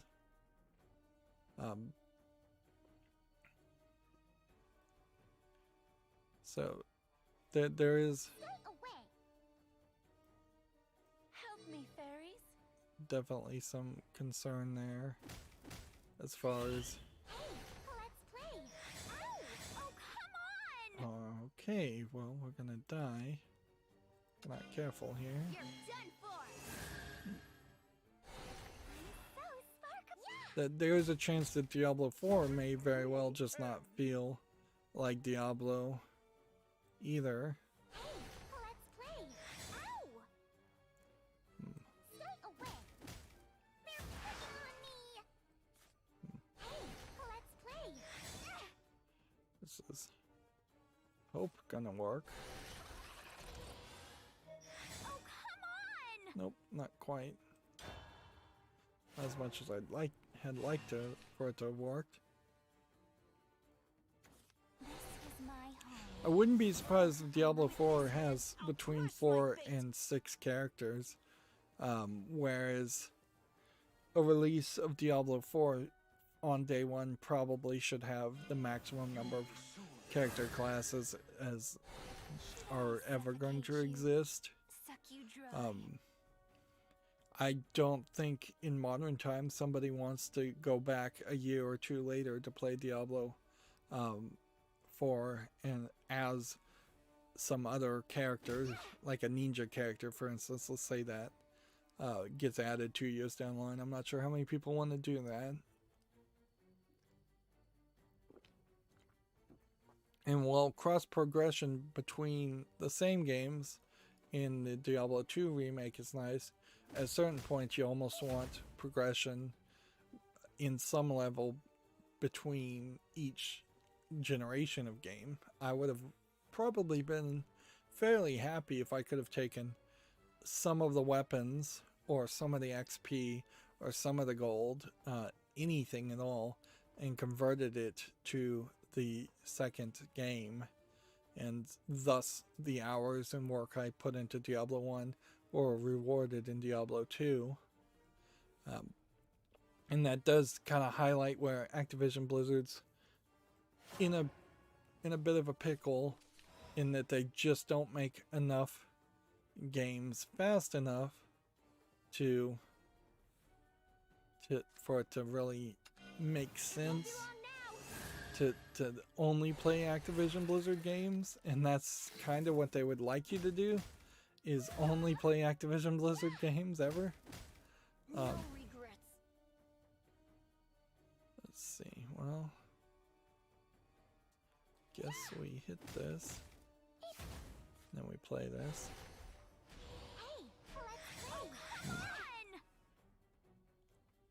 And then can't evolve. So we'll end the turn there. Moving on, TechRaptor has an article. Conan Exiles Update 2.3 brings big changes to Siptah. You might have to move your home. I think part of the things is that they're going to introduce NPC run like communities. The funny thing with Conan Exiles is every time I see it I feel like, oh, eventually this game might be something of interest, but by the time it is something of interest, I think nobody will be interested in playing it. I think even now there's no legitimate reason to be playing Conan Exiles, let alone the fact that it was released in early access 2 or 3 years ago. Moving on, TechRaptor has a Valheim roadmap. Details are revealed by Iron Gate. So, building, bosses, and cooking. New Valheim biomes could prove tricky.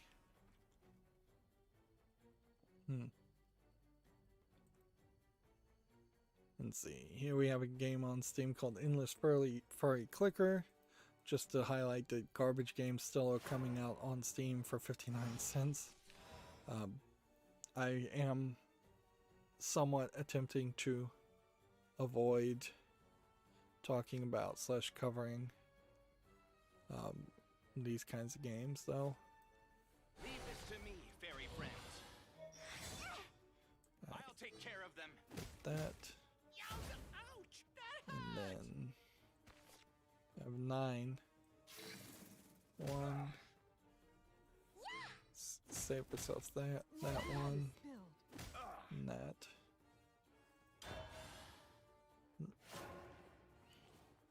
I'm about to hit a wall to where we start hitting all the old games. TechRaptor has an article here, Come One, Come All to the Amazing American Circus. This is supposed to be a charming mix between Darkest Dungeon and Slay the Spire, which, okay. if it is really just taking place in a circus, though, I'm not sure I really want to play a game where you're just fighting circus people versus circus people. That seems kind of silly. It's a Kickstarter game, which I like this image, and this kind of old style animation style would be interesting. There's quite a few old animation styles of the West of America that have long since been forgotten, and nobody even tries to emulate them or find a good place where they could be used. Tech Raptor has an article here. Rogue Legacy 2 update Arcane Hollows goes live. I still feel like it's probably a mistake that Rogue Legacy 2 is updating its content in early access as it is. I feel like all the people who would be interested in Rogue Legacy 2 are probably already playing it, and then by the time somebody wants a non-early access experience, everything will have died out as far as hype. I'll take care of them. Your There we strength go. is formidable. Yeah, we have a game on Steam called Flatline, which looks like it's an infinite runner. It's a Digipin student project. It's free. Yeah, there's clearly some effort was put into doing some like 3D modeling here and some game development while not having real resources or time. I can put this on the wish list since it's a student project. I like to highlight student projects. I did it! I won! That guy took forever, but I did finally get a victory after him. And we just need one more Forestcraft victory, and that would leave me with just getting regular victories on anything, and I can just be more varied on my choices. See, next we have a game on Steam here called False Myth, which is tagged with nudity, so maybe I shouldn't show it until I make sure everything is YouTube family friendly. Yeah, it looks like all the screenshots are fine. You can see some very blurry, pixely images, and this is like an RPG game that seems like it was designed to be on a Game Boy or Game or Nintendo DS, probably closer than that. You can see it's mixed already. $22.49, English, Japanese, Chinese. Do we know the publisher? Kagura Games. Let's see, what does Kagura Games publish? A lot of adult games or games that have adult patches to them. Yeah. I don't know if any of those games are ever well received. Because, yeah, what is the point really of... Well, a lot of their games actually are coming up mostly positive.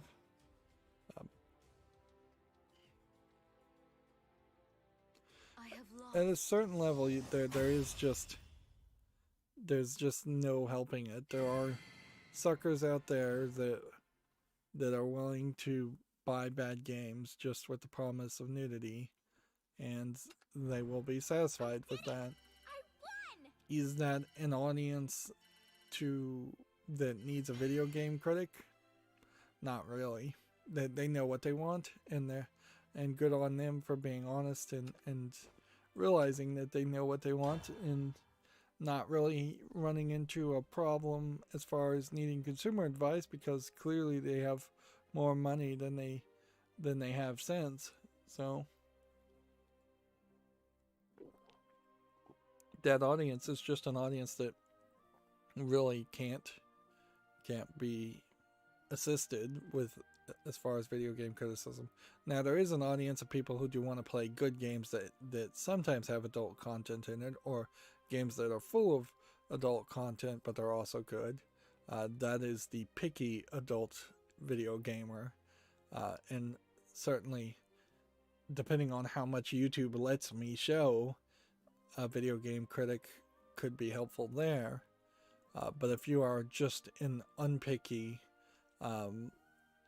consumer who will buy anything and everything and don't care if it's quality or not, regardless of whether it has adult content or not, that's pretty much, critics really aren't for you. And there's certainly a lot of people that are like that with TV and movies in particular. Is they'll just go to a movie just because whatever. They're not going to go in there with a critical eye or care if it is just a terrible experience, because they're going to have fun regardless. And I guess good on them for that. Moving on, we have Gamatsu here. The Princess Connect Festival for 2021 online apparently has been announced. I think Princess Connect must be one of these multiple media game series. Probably a cell phone game with gacha elements, if I was to guess. I don't inherently recognize these characters. I've definitely seen them before, but and all of this is online now, so there's just like 2 videos here. One that is about 7 hours long, and it's just people sitting on stages talking to each other. If anything, you can kind of see how in this presentations, that's not really 2 meters apart, which is the recommended distance, and we're not seeing any like green screening effects that say there might be a physical barrier between them. And see, this person is definitely sitting right next to us. We're also seeing no real mask being used, so you can kind of see that the Japanese, they think they're immune. I would suspect they probably think it's just foreigners that have COVID. That or, well, here you have them sitting closer together, and then they have glass, so that they're trying to be somewhat helpful. And here you can see it. Some people must have complained on the first day, and then by the second day, they put up barriers. So that, if anything, that's a kind of great example of don't just generalize. There definitely are Asian people out there who for many years have been kind of used to people wearing masks, that still are not going to just immediately jump on board with the whole COVID precautions.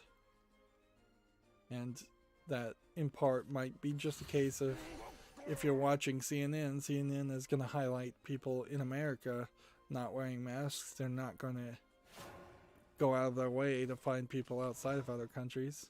Almost certainly there are Middle Eastern countries that absolutely don't even believe COVID exists and would refuse to wear masks. I mean, there's Middle Eastern countries that absolutely still are not using toilet paper and washing their hands. So obviously there's going to be some of that. This city is my. Let's speed things up. Too slow.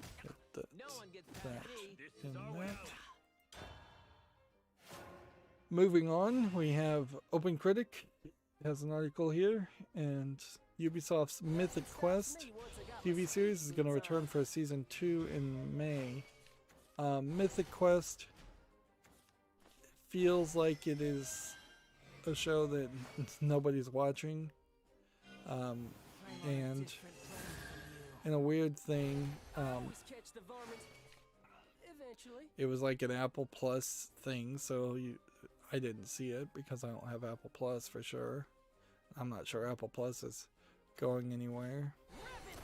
I didn't know Ubisoft had been involved in that, but it's not unheard of for Ubisoft to try and branch out into other media.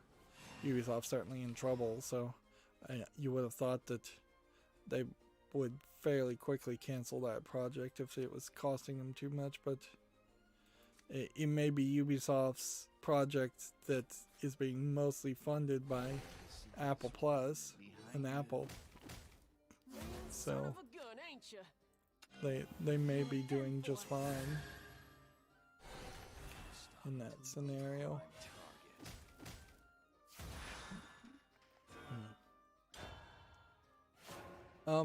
There's a few TV shows out there that are around gamers and or around game developers.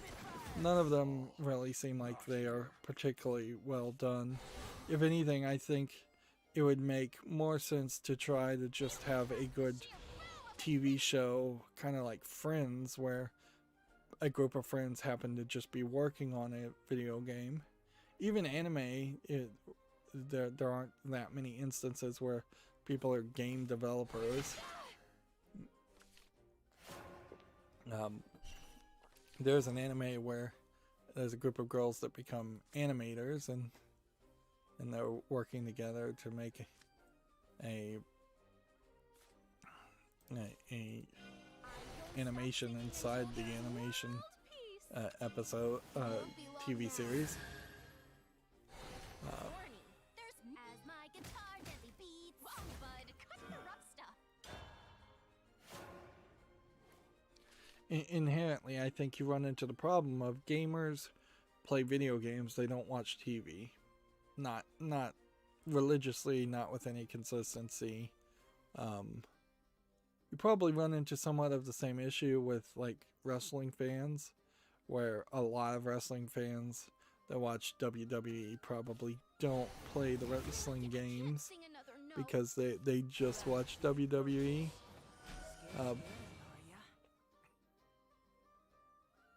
It makes much more sense to do what like Netflix does, where they take something like Castlevania and they just make a TV show of the linear story and ignore the video game aspect completely. Netflix has been able to do that moderately successfully for a few things.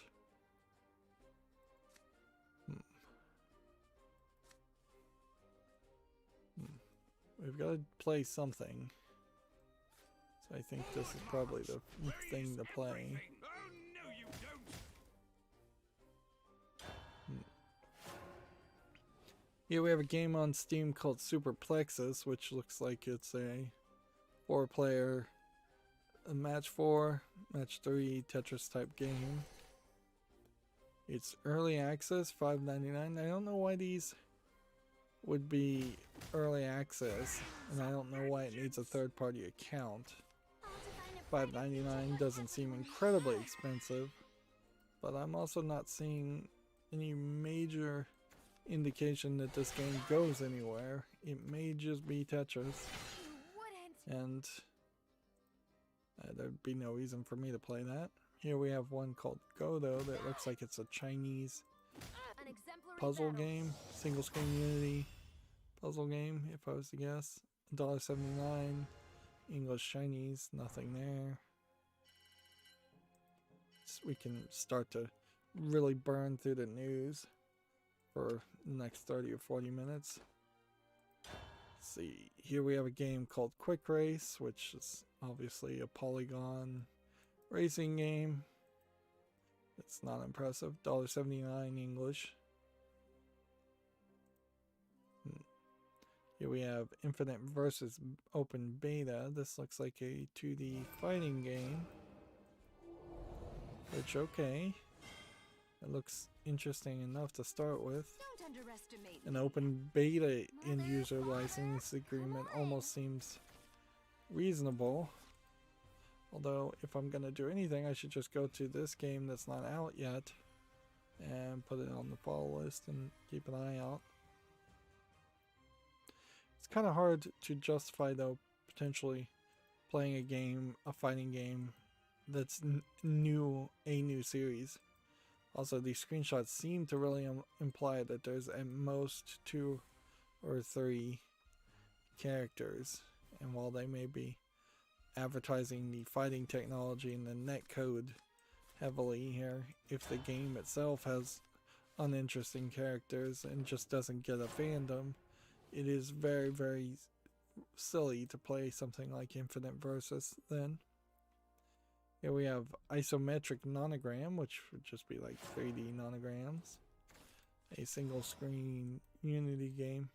That being said, I don't think I've ever seen this before, so there might be an argument to putting this on the fall list. It's only $1.99. It's English only. How many puzzles does it say it has? No number. Alright, well then that just falls down to if it gets enough reviews to be relevant and if the reviews are positive. This is another one of those single screen Unity games where I might want to show it off, but then in all reality I may not be very interested in playing it for very long, which often is the case.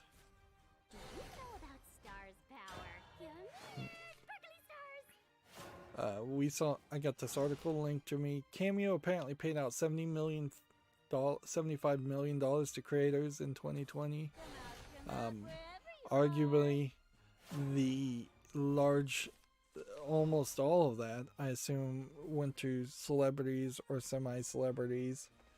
You're talking like Brett Favre, Snoop Dogg, Gilbert Godfrey, the Bachelor host Chris Harrison, Carole Baskin, the Tiger King. Cameo is very much a closed selection of people, so celebrities or new celebrities need not people trying to be celebrities or new media people really need not apply. And I imagine there's some novelty that's going to fairly wear off as far as Cameo very quickly. It's not really a service that can grow that much.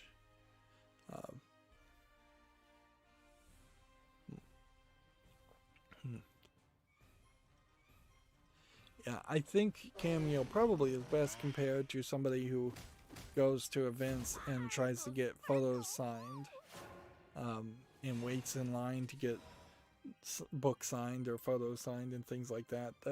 That is the smallest percentage of fandom there.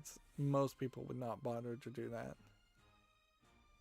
Moving on, we have a game on Steam called The Legend of Carl, which looks like it's a platformer hack and slash game. Looks like a real game, which these days, anytime we see something that even slightly looks like a game, gets me a little bit excited. It's apparently free to play, single player, in early access. So, puts you in this kind of weird position where I feel like this game may never actually be in a finished state. It's the only game from this developer who's self-publishing. It looks good, so I can put it on the fall list, but it needs to get out of early access and needs to kind of prove that there is more there. No matter what, I'll shine. That and that, and evolve that. Come forth. Shine, dear world.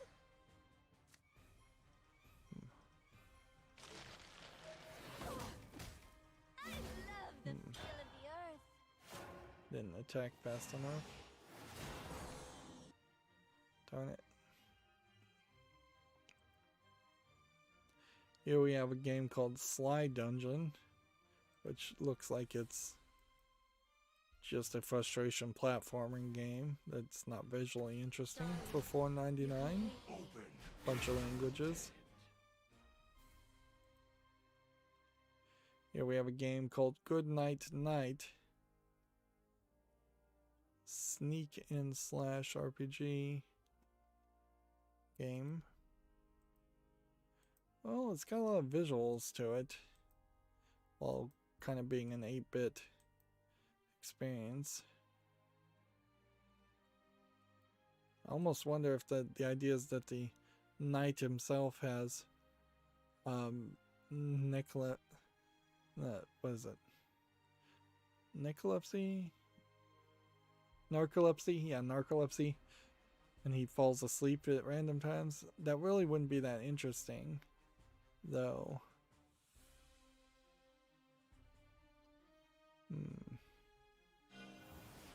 Well, it's early access. It's $11.99. It has some achievements that are somewhat suspect. It's English only. Put it on the follow list. There might be enough of a game there. It might be kind of nothing. Deal 1 damage. Spell boost everything else. Put that. And then deal, let's see, 2 damage there, I guess. Match is mine. No, I should have done teal damage there. And that would have worked better. Love the feel of the earth. You're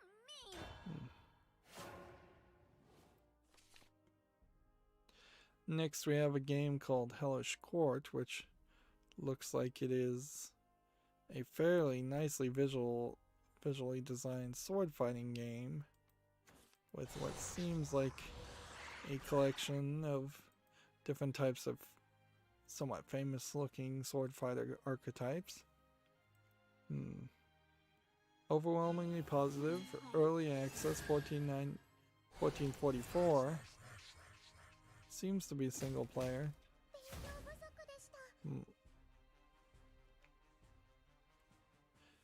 The problem here with something like this is it is going to be pretty much just a sword fighting simulator.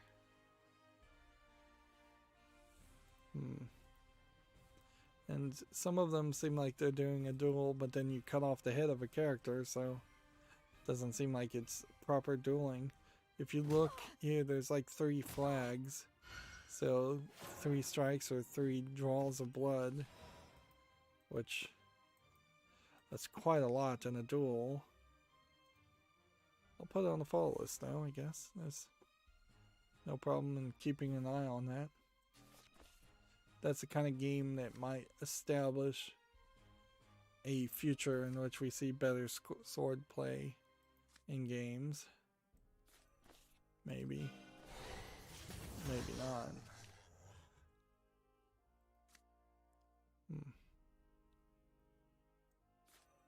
This your fate. Let's go it. You don't stand a chance. Spell boost. A revelation. Death draws near. Kill that. That. Here we have a game called Wild West Crops, which looks like it's a kind of arcadey climbing shooting game.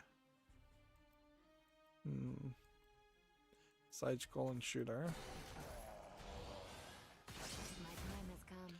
With this art style, there might be an argument that this might be easy enough for me that I might be interested in it. It seems a little too cutesy for my tastes, but I really wouldn't let that stop me. The actual gameplay in the video seems to be a lot of jumping and shooting, so you must take damage fairly quickly and easily. And you're shooting crops and you're throwing Molotov cocktails of milk. $3.99, English, Portuguese, Brazil. I guess what you do here is you put this on the follow list and we'll just see what other people have to say, since I can't directly from the information I have go any further with that. Well, let's Spell boosting all the cards in my decks 9 times may have not been that useful. Here we have one called Shape Neon Chaos, which colors. That's a top-down twin-stick shooter for 59 cents, English only. That's easy enough to dismiss. Here we have a game called Nebulu, which this is just a, looks like VR Infinite Runner, where you have to shift levels. $6.99. It's a little cheap for VR. English full audio, it claims. Nothing there to put that on the fall list. Next we have a game called Ragdoll, which clearly is just an asset flip physics simulator. Early access for $8.99, English, Chinese, and Russian. So you got the trinity of scam nations there, including America.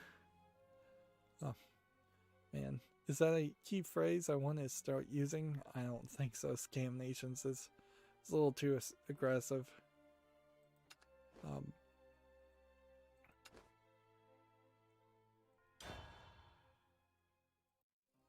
Let's see. Next we have Mediterranean Assault 1943. This looks like this might be a cell phone version of a military first-person shooter. There's way too much of the heads-up display covering up the scenery, and far too few people, and far too few variety of the locations. This one's for my family. It's early access, $18.99, English only. I think that's easy enough to skip. Next we have a game called Gym Wizard Tactics, which looks like it's a hex grid based strategy game. Is there anything special here? The irony certainly would come down to if it turned out that I really somehow loved hex grid style games and I've just never given them a decent chance.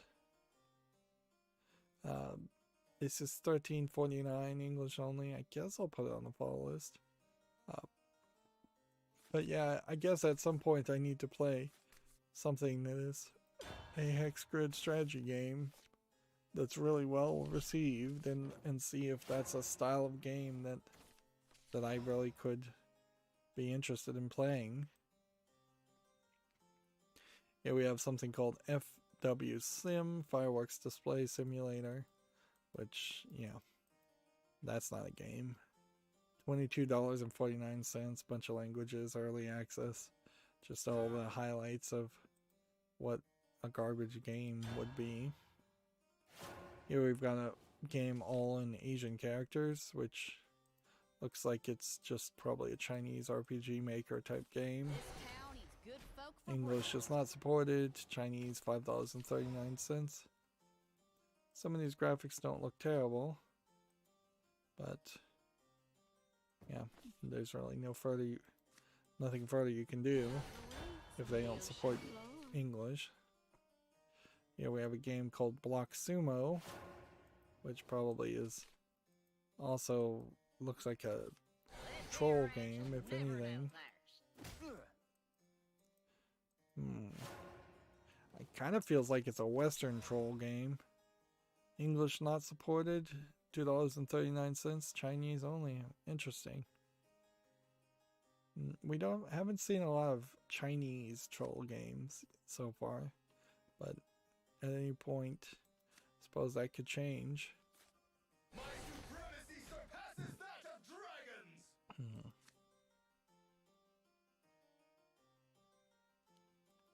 Can we evolve? Nope.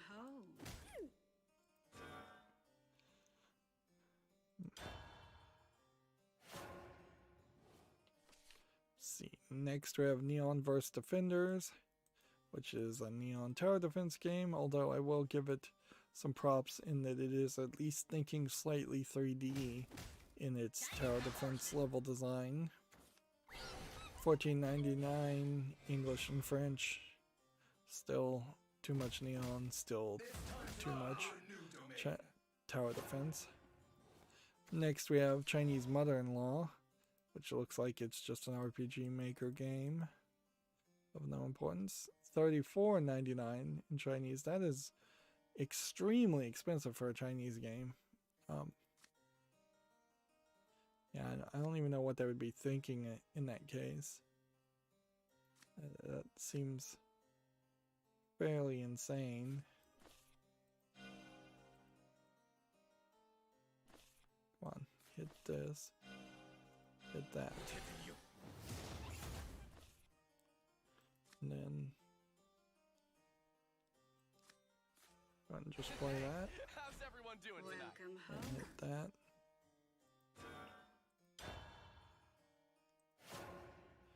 Let's see. Next we have a game called Crazy Defense Heroes, which is a tower defense game. Visually polished kind of nicely, but too much on the screen. Feels like a game that definitely is designed for PC or tablet versus a cell phone game ported to Steam, because it's just so zoomed out, but maybe not zoomed out enough for a tower defense. You can see it's mixed reviewed already. Early access, free to play, bunch of languages. Interesting that you'd have a tower defense game that's free to play. It does also seem to have collectible card game elements in it, which is an interesting experiment to say the least, but not one I feel like I need to experience. Burning flames will freeze. And so now Bop and roll. do that, Tough crowd. and then that, You won't even think about it, Trumbull. and Welcome home. that. Next we have a game called Starlight, Eye of the Storm, which apparently is a bullet hell top-down shooter. Go with the wind. Yeah, I'm not seeing anything particularly interesting there. Early access, $8.99 English only.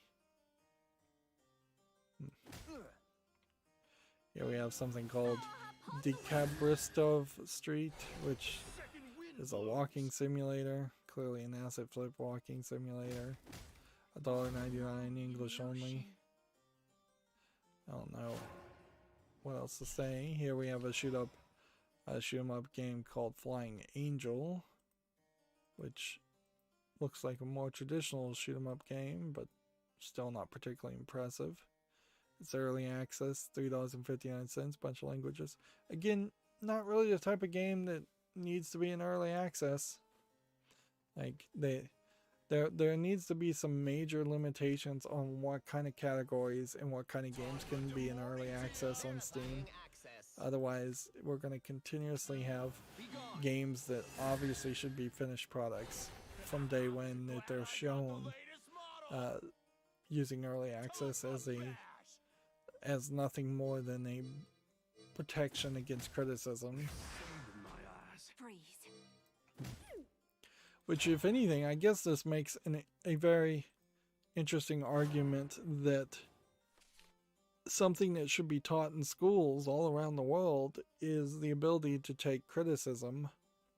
That being said, I'm not sure that teachers overall, on average, can take criticism from either their students or their bosses / the parents.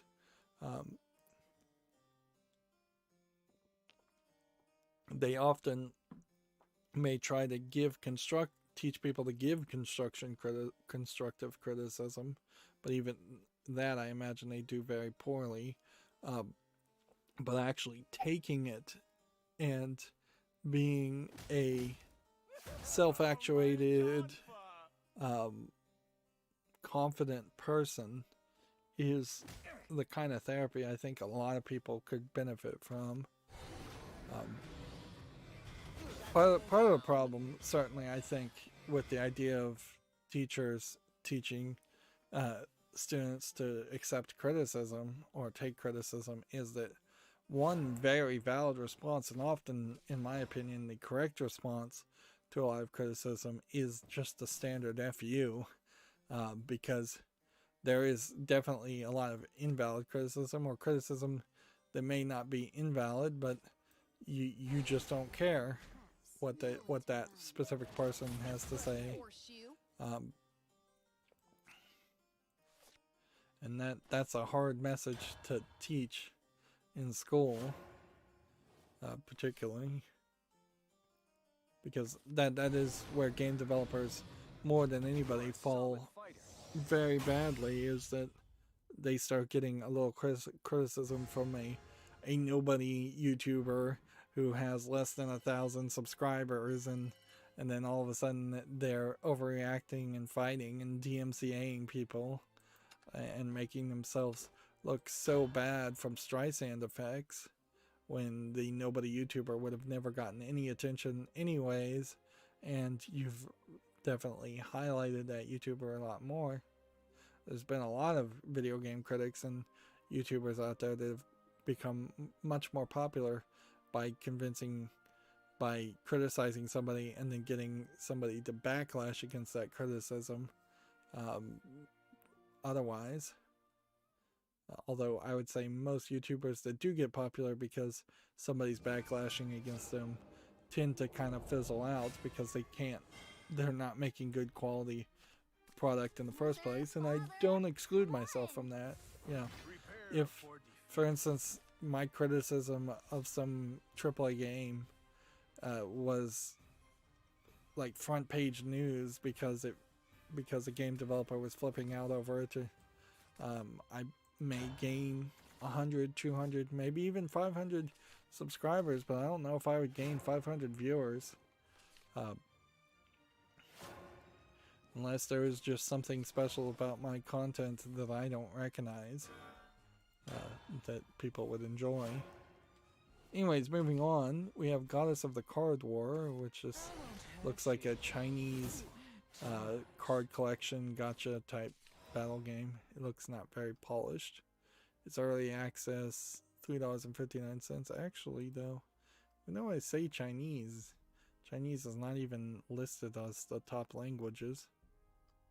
So, take that for whatever you want that to mean. Nothing but a child.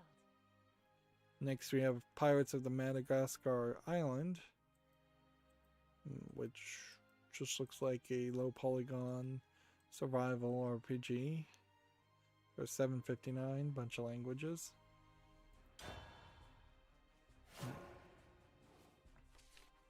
Next we have a game called Honor Runs, which looks like it's a dark screenshot top-down twin-stick shooter.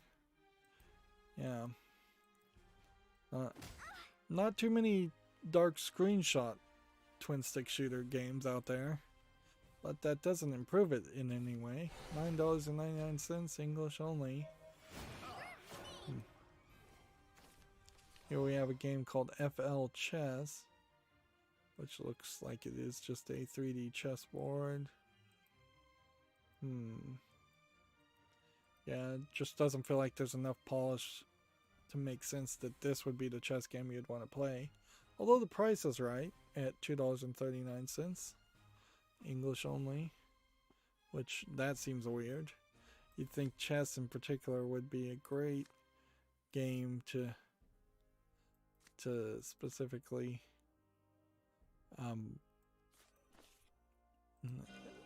subtitle to as many other languages as possible. This is what love looks like.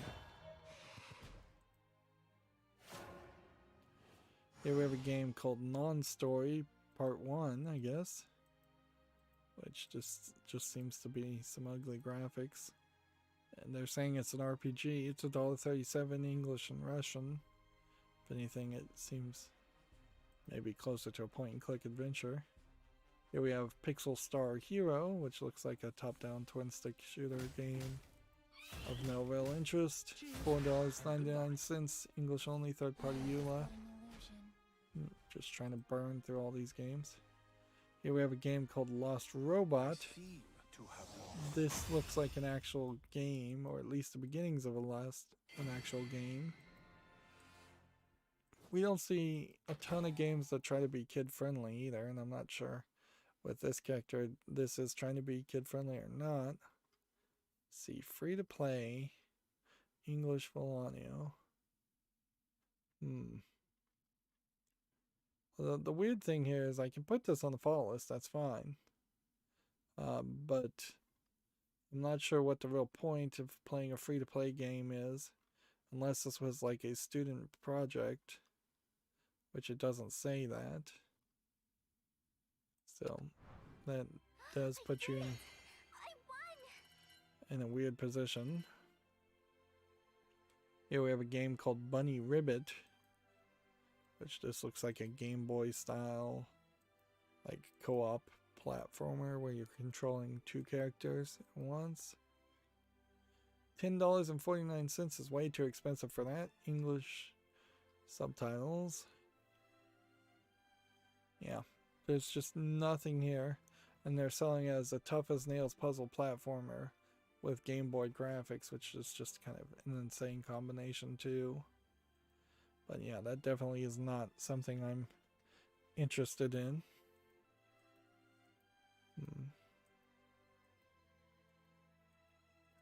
Checking this next game just to make sure it's YouTube family friendly. Here we have a game called Celestial Hearts, which is tagged as a JRPG with LGBTQ characters. And yeah, it just kind of looks like an RPG Maker game with maybe one or two romance scenes. I don't even know if there's an 18 plus patch here. $8.49, English only. Yeah, it doesn't seem like there's any 18 plus patch in existence. It's 12 to 16 hours, which for an RPG, particularly a JRPG, is incredibly short. Let's see, we need one more victory.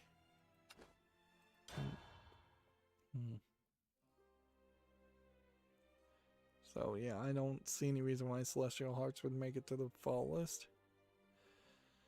Here we have a game called Connect, which seems like it's a hex tile twisting game that looks like a cell phone game that they've put a little desktop background image around to make it not look like a cell phone game. Actually, I'm a little surprised that more game developers haven't done something like this, where they've made it try and look like a desktop to convert it. Although maybe this might be a case of the game actually is on a desktop and this isn't a background, this is just the window that you play the game in.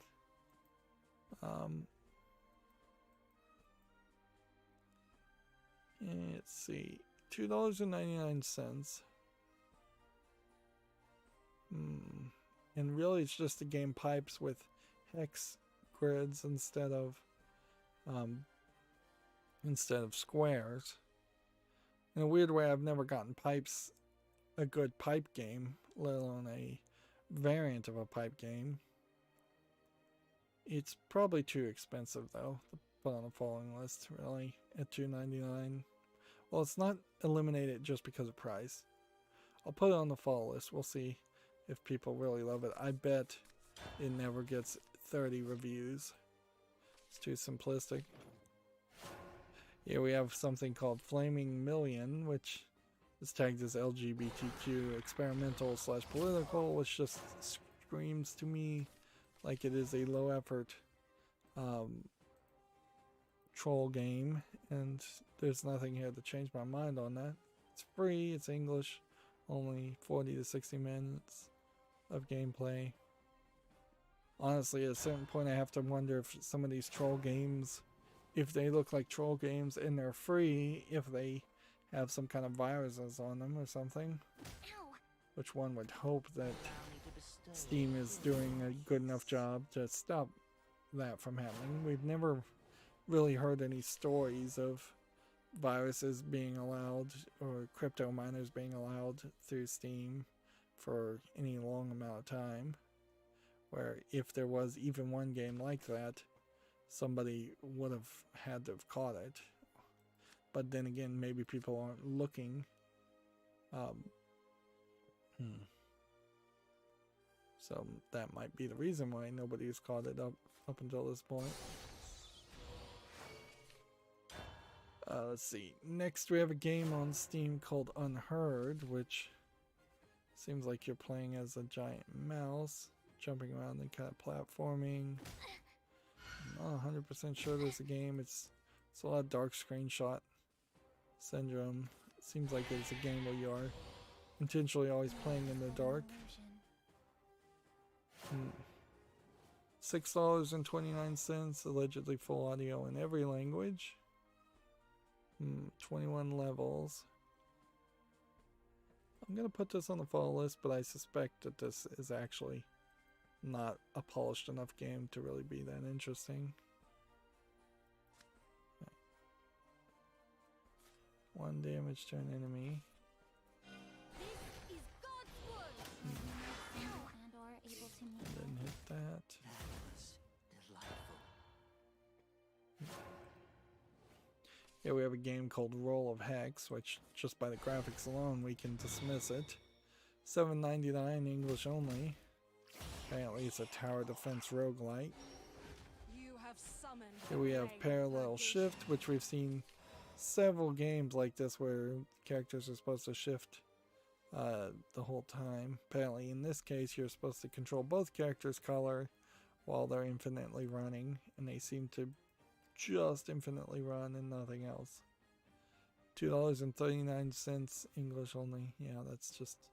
No, they do jump, but that's it. Otherwise they jump and then they run through portals, and I guess at that point that's when they shift spaces. How about we have some fun? Okay. Dancing in circles and circles. Go. Hit that. My power's waking. Time to Hit dance. that. I'll see you in Hit purgatory. that. Angels Hit that. don't miss. Here we have one called Jigsaw Pieces Sweet Times. So yeah, still consistently getting Jigsaw games. This one's just $9.99 on top. No DLC shenanigans. Destroy the garden. Here we have a game called Dodge Dancer, which, yeah, doesn't look like anything that's visually polished enough for me to be interested in. $1.69 English only. Right.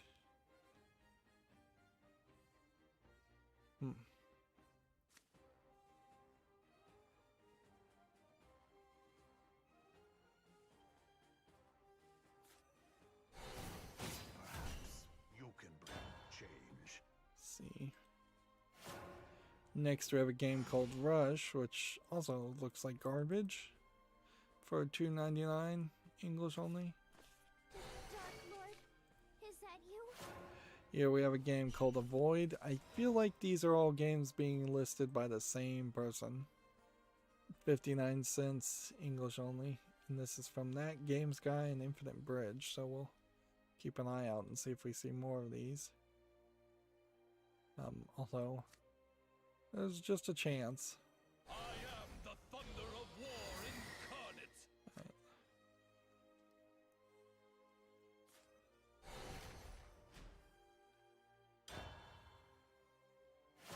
Next, we have a game called Across Killzone. I'm starting to yawn. Yeah, my insomnia still is in a weird position. This looks like a Chinese, just asset flip zombie shooter. 59 cents English only, yet we clearly see Asian writing on the display. Yep. But anyways, as I was saying, my insomnia is still fairly weird at the moment, so I am getting fairly tired, and like I woke up at 1 or noon in the afternoon. It's 4 in the evening, and I'm yawning. Some of that may be because I've been talking for 2 or 3 hours, but a lot of that is just straight up just poor quality of sleep. I had to have my air conditioner settings to a way that I normally would not want them set, so getting back to just default settings will probably help.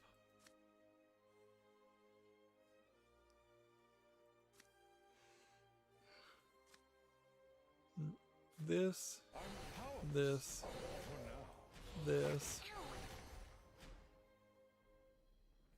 That was dumb.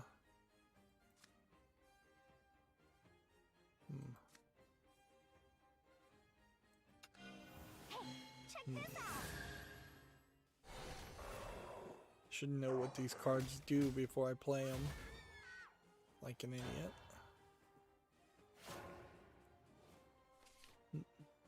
I probably did stay up.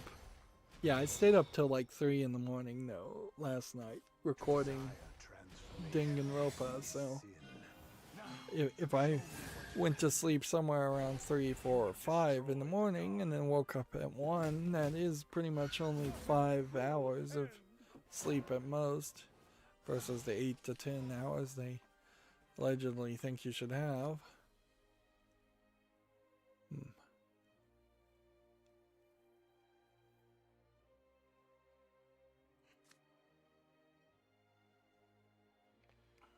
One damage.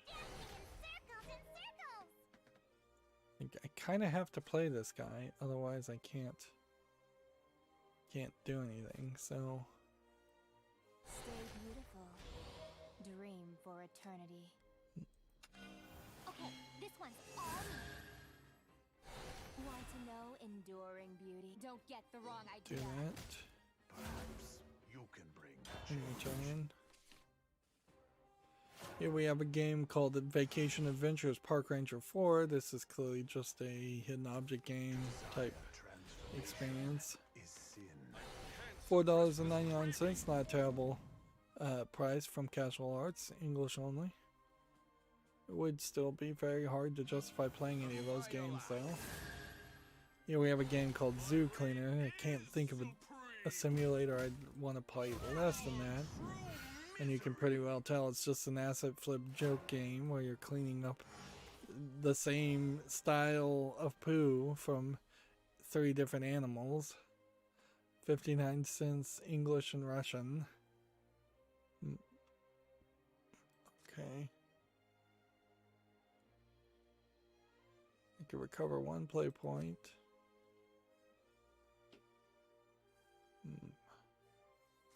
I can do this.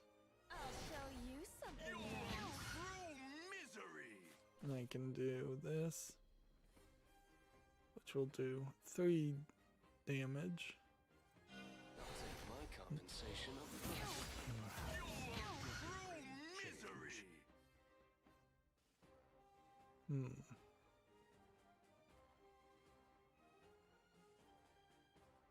Oh, that was 5 damage. I could have killed that. Oh, well. That sucks.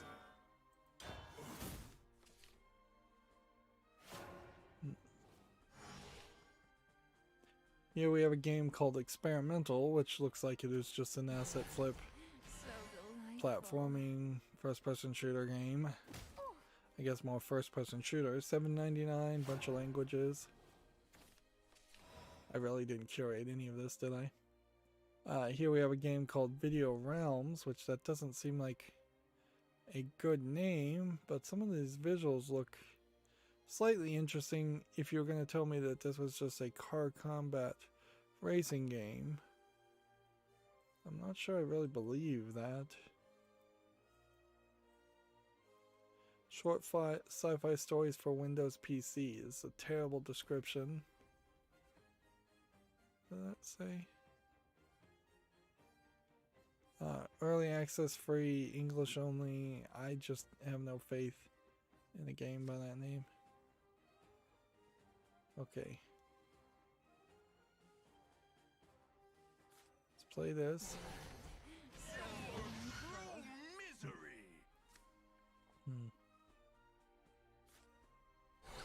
Put that.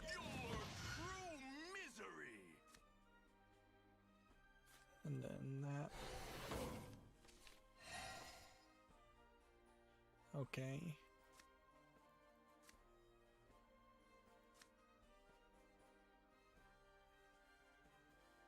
Let's go ahead and kill that. Let me And then do that, I guess. Interesting. He's like hurting himself and then he's healing himself.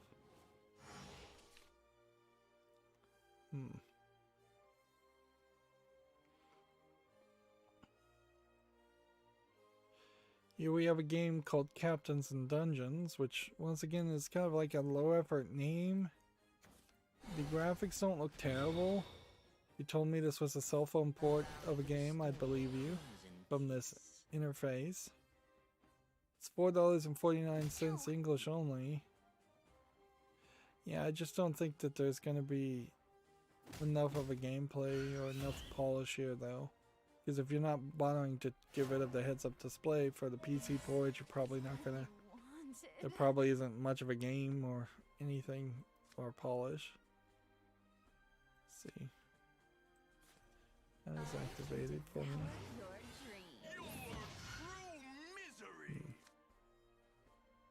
And we can do that. And then we can hit this. That was delightful. Put that on the field. You know you want this.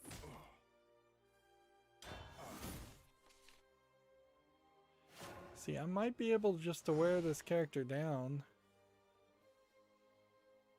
Like, probably not to the point where he runs out of cards, but enough to the point where I could potentially kill him.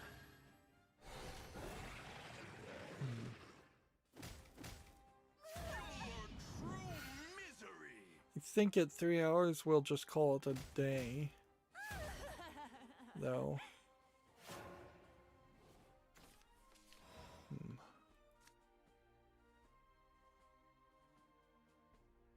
Okay, I can do 7 damage. I can play a ward. I shall protect you.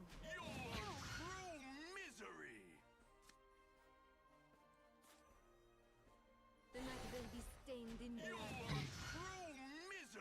Become part of me. Now close your eyes. So I probably lost there. Yeah. If I could survive one more turn, I could win. But that's often probably the case. Now, show me what you can do. My reign is supreme. Yeah. She can take out that character. I lost. You're tough. Let's see. Next we have a game on Steam here called Meet with Periods RPG. I'm not sure I really like this artistic style for a top-down dungeon crawler twin stick shooter type game. It's positive. It's $29.99, which is pretty expensive. English and Polish. I'm gonna put this on the following list for further investigation. There's some turn-offs for this visual style, but and the color palette in particular. There definitely feels like there's some scenes here where I can't really tell where the main character is or what's going on.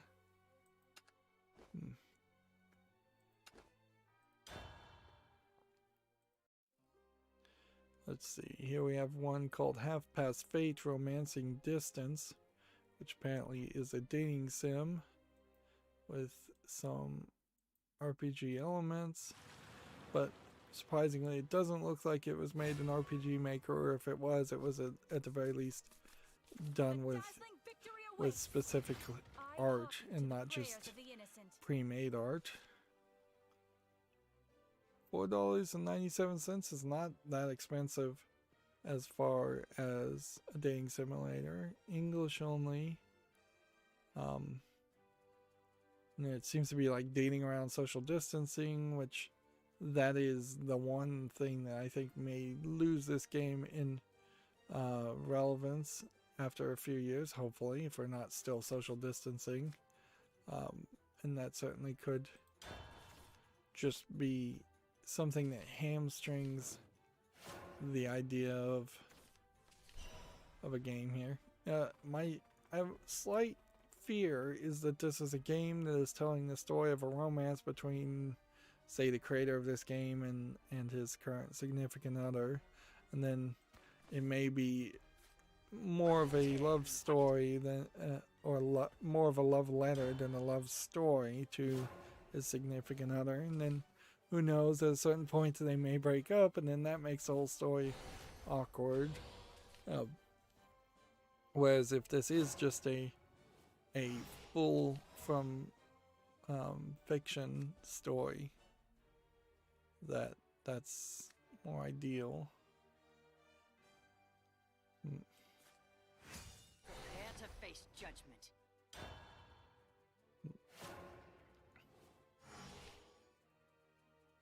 Yeah, a lot of love letter style games can't put any real drama or conflict in them because they wouldn't want that to happen. You walked into the wrong forest, friend. Right. Let's go ahead and play this. And this. And attack. Next we have a game on Steam called Congo, which looks like a cell phone platformer hack and slash game. It's a little dark, but it looks cutesy enough that, like, in its colors it's a little dark. There might be something here. $1.79, English, Russian. I'll give it a chance.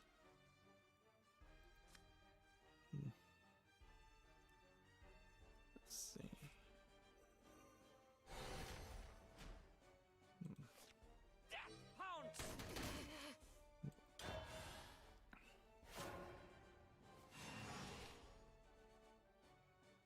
See. Next we have a game on Steam called Last Kingdom. It looks like kind of a hard combat RPG game. Doesn't look very well drawn. Or I just don't like that art style. English, Chinese only. It looks a little too MS Paint for me. So no to that. Let's see, we've got quite the collection now.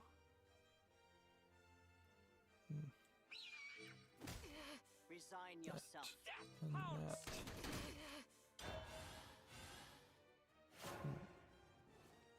Next we have a game on Steam called Boom, which it's a logic puzzle game with a relaxing atmosphere, which is weird that they would be called Boom then.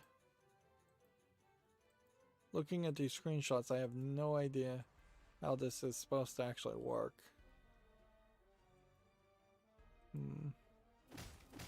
It's $1.19, whole bunch of languages. Yeah, it seems like you're just trying to drag and drop things, and these symbols must mean something, but I have no idea what they're supposed to mean.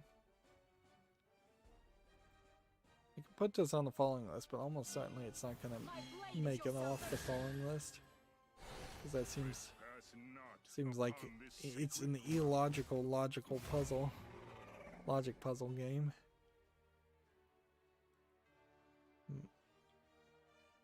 Next we have a game with Asian characters and then the letters OL, and this definitely looks like a Chinese something or other. I'm not sure if it's a clicker or if it's a chat software. They're calling it a RPG, free to play, Chinese only. I can't even tell what it is.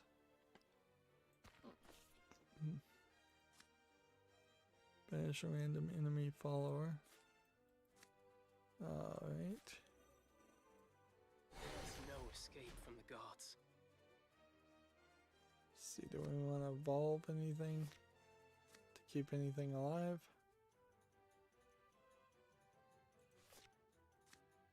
If I do evolve anything, then Resign yourself.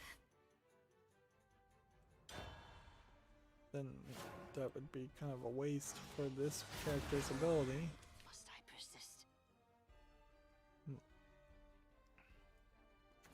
Next, we have a game on Steam called Dungeon Limbus, Me whiskers. which,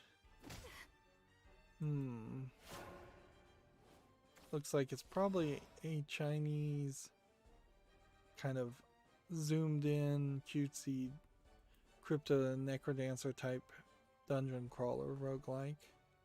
Seems like it definitely is trying to be comedic, and this character in particular looks very different from the way some of these other characters are drawn, so I'm not sure these are unique drawings. $13.49, English, Japanese, Chinese, and Korean, so take your pick on who made it. Turn-based roguelike in deck builder. Okay.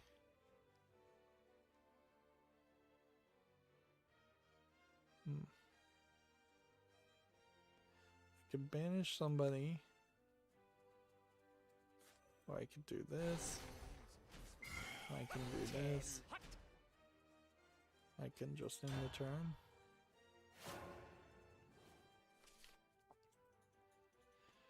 Next we have a game called Escape of Pinball, and this feels like another game that misunderstands what the word pinball means. From a Chinese looking developer, $9.99 from a Japanese language support. Interesting. So I was wrong about that, and that one's a Japanese developer who doesn't know what pinball means. Here we have a game that's called After Meeting, which looks like it's might be a puzzle game of some sort, which you're moving and connecting windows. I will persevere. Seems almost like it's a match 2 game, but I don't think that's really what it is.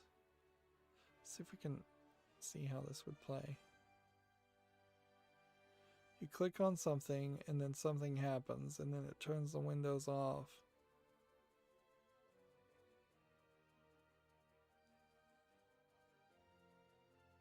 Interesting. Yeah, this doesn't feel like a real game though.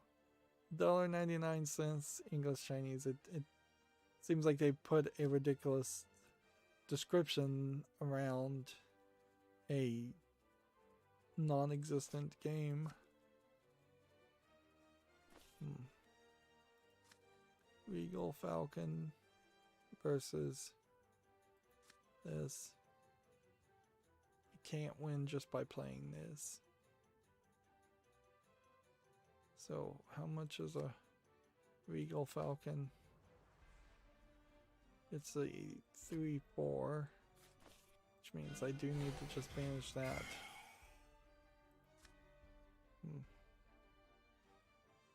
Interesting. If I can play this, then I could play this to remove one for it and move it forward. God's one wall. Unmoving shield.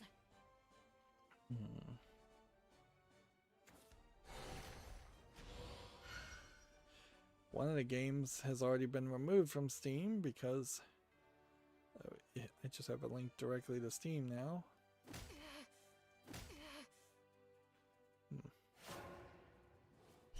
You've walked into the wrong forest, friend.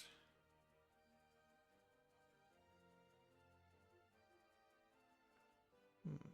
3. If I do this and then do this, that destroys that.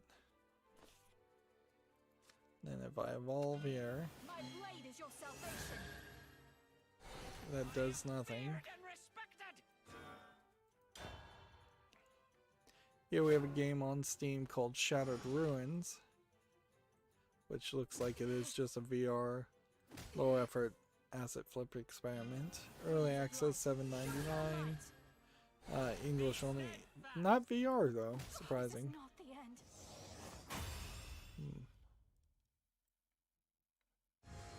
Right, well, sadly, I think I'm gonna have to work for that last victory off screen. One more victory is needed.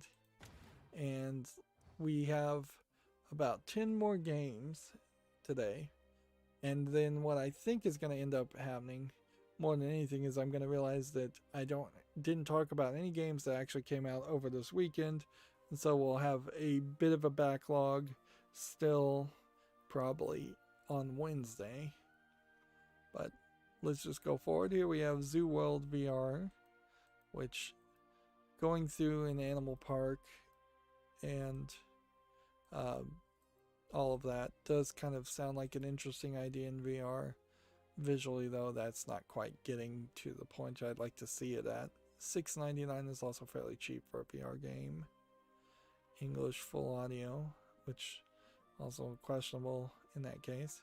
Here we have Swiss Alps Jigsaw Puzzles for $2.39, English only, which I don't know if you really want a special collection of just Swiss Alps puzzles.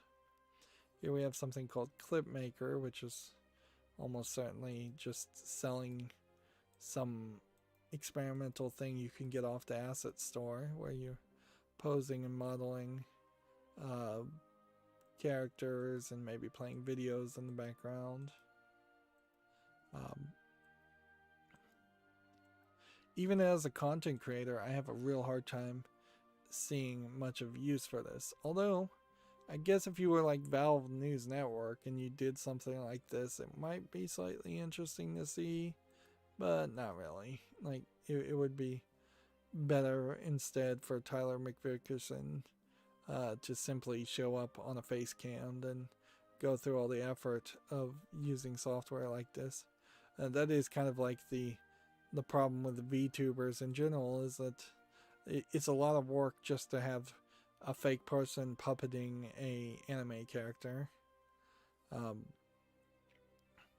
Next we have a game called Calm Pressure, which looks to me like it's just pipes, which I've yet to see a good pipes game. This might actually be going in a bit different direction because it might actually be making you calculate different pressures on the pipes for different inputs. Interesting idea. Early access $4.99, English only. I'm gonna put this on the follow list for sure. Yeah, that's definitely an idea to take what is a simplistic puzzle game to the next level and say, well, in reality, you would have to consider the pressures under pipes. You can't just put like 10,000 psi under a tiny little copper pipe. It will burst and explode or leak out. And that does evolve the gameplay mechanic too. Here we have Evolution of a Mini World, Physics Wonderland, which just looks like an asset flip thing. $5.99, English only. That's fairly expensive too. Here we have a game called Mythic Zombies, which just looks like a dark screenshot asset flip zombie shooter. Early access $11.69. I'm not seeing anything of impress. I may have actually covered some of these games before and just not been in a position where I could close the tabs. And see, we're about to hit the points where we start covering news again, and I'm fairly certain I've covered all that news before. Here we have a game called Theater of Carnage, which that visual in the trailer looked very interesting, but the actual game is very basic. That part of the problem with this is just the arena size, if nothing else. There's just too many people for that size. Early access $9.99, third-party account. Simple profile registered on ClearDB MySQL on Heroku to access online play. Wow. So basically, from what I'm reading here, is that you have to go to a website to get somebody to run a MySQL database service for you to play online. That is an insanely dumb way to do your business. Here we have a game called Rogueria, Roguelike X Tactics. And this, I think, is probably a nicely polished Chinese game, but it seems like it's kind of more of a mobile game too. Yeah, I don't think there's quite enough here that would make me want to play and ignore the user interface kind of taking up a lot of screen space a lot of times. Early access, $14.49, bunch of languages. I think it's probably Chinese game, so no to that. Here we have a game called Jumping Over It with the Nico Girl, which Nico is Japanese for cat. So this is a platformer where you're playing a cat girl, and I suppose it's named as a parody of Getting Over It with Benet Foddy. Although this gameplay mechanic does not seem to be a game like that. So the whole thing feels like it's a troll game. $1.99 English only. Can't say yes to that. Here we have a game called Gravity's Rubik's Cube, or a bunch of Asian characters. It looks like it is a bullet hell neon mess first person shooter. English is not supported, 99 cents, Chinese only, so no to that. This next game is tagged nudity, so let me double check to make sure everything is mostly YouTube family friendly, or completely YouTube family friendly, I should say that. Yeah, we have this game called Drink Barmaid Regression. See, this came out the 12th, and so this is about the last time I guess we've seen an adult game. Here you have some very large busted characters for an RPG, and you can pretty much tell that the focus is only around the characters and there isn't really a game here of interest. $14.99 English, Japanese, and Chinese. Really big busts there. That's one of the cases where the having a preference can potentially color your game in such a way that you are going to end up with such a niche product that it only interests a small selection of people. Most guys like big busts, but not all guys like busts that are so large that they would literally smother you. Freakishly large busts are generally not that desirable. Let's see. Next we have Enter the Backrooms, yet another one of these urban legend games around the backrooms, which I'm glad we haven't seen a ton of these, but we're still seeing the occasional low effort design of one of these. Third party EULA, $2.99 English only. Yeah, ridiculous. Here we have a game called Steel Graves, which looks like it might be. We're calling it a third-person action strategy game in solo and multiplayer. Looks like it's a third-person shooter. I'm really wearing out my voice at this point. Early access, $29.99 English and French. You don't see that combination of languages very often. I guess I'll be really generous and put this on the follow list, but it probably doesn't need it. I could probably have just dismissed it. Here we have Trader Life Simulator, which seems just to be an asset flip game. $16.99 English only. Yeah, nothing there. Here we have a game called Block Dungeon, which looks like a block pushing dungeon or a blocky dungeon. Yeah, $2.39 being compared to Rogue Legacy and Isaac, which is kind of ridiculous. English only. 30 types of weapons and uniforms is a fairly small amount. So yeah, he is smashing blocks, which I never once thought that I wanted to smash blocks in a dungeon. We have Warhammer 40k Daka Squadron Flyboys Edition.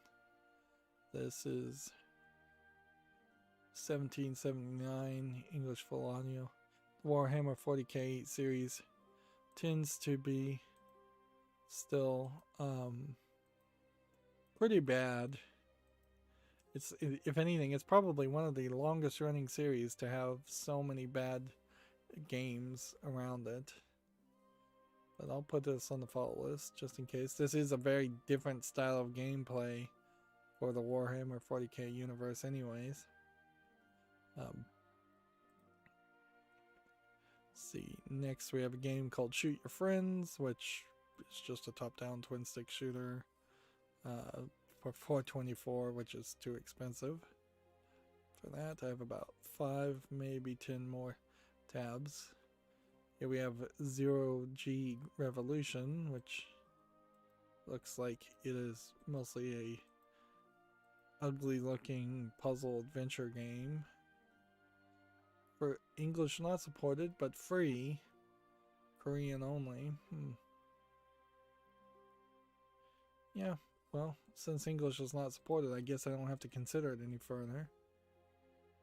But, yeah. I might be one of the very first non-English language supporting VR games we've ever seen. Here we have a visual novel called Dreamcatcher Reflections Volume 1. So it's episodic. What's funny too is we have not really seen a lot of visual novels released lately. And I don't know if there's a good explanation for that one. $3.74 English only. Might just be the Asian countries are on like holidays, or they're just busy doing other things, or maybe Valve is not approving any visual novels at the moment. I don't know why they would do that. Here we have an Asian letter game that looks like it's just an ugly, like they're calling it an RPG puzzle horror game. $3.79 Chinese only. Yeah, it's probably just a horror asset flip. Kind of escape the room experience. Nothing there looks interesting. Doesn't matter, it doesn't support English anyways. Here we have a game called Alt Deus Beyond Chronos, which is tagged as a VR adventure anime game. I'm not really sure what this is, though it seems like it's a little bit of everything. It says it's full of robot battles, pop music, and emotion. And there has been more than their fair share of anime looking things that have been just put in VR. And that's kind of what this feels like. You know, it would be very weird if all the visual novels started being only in VR. Because then that would make it a perfect excuse just not to cover any visual novels ever. $26.99 is way overpriced. English and Japanese full audio. I'm gonna say no to that. Here we have Welcome to the Polyverse, which obviously is just an asset flip first person shooter. Early access for $11.99. English full audio allegedly. Right, so now we already, I think, talked about the Hyrule Warriors Age of Calamity expansion pass. Imagine we've talked about all of this. We talked about the X-Play stuff. Microsoft revealed the weekend's X-Play free days titles.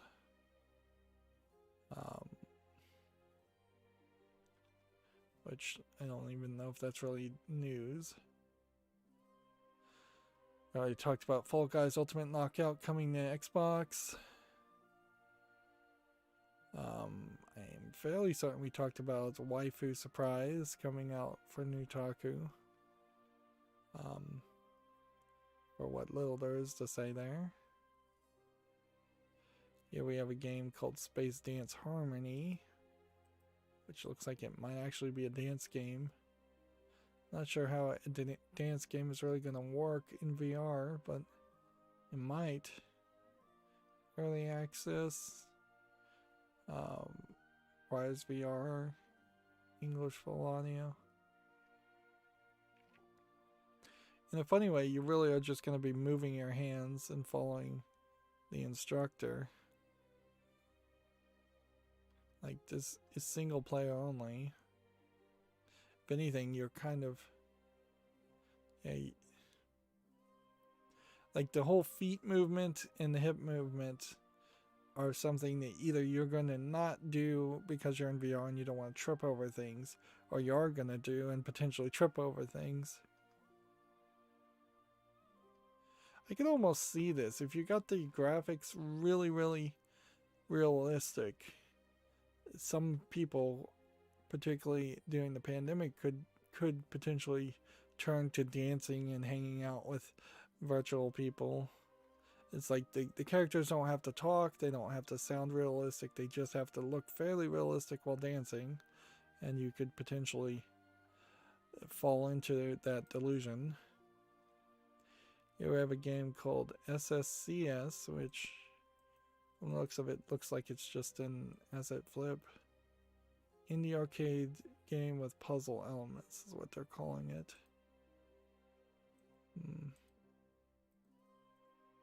See, a game like this could be like Myst, but it doesn't look as good as Myst. And honestly, if a Myst-like game comes out and it doesn't look as good as Myst did originally, then what's the point, or the way you think Myst does? This is English, Chinese, and Russian for $4.49. I talked about Xenoblade Chronicles Pyra, announced for Smash Brothers.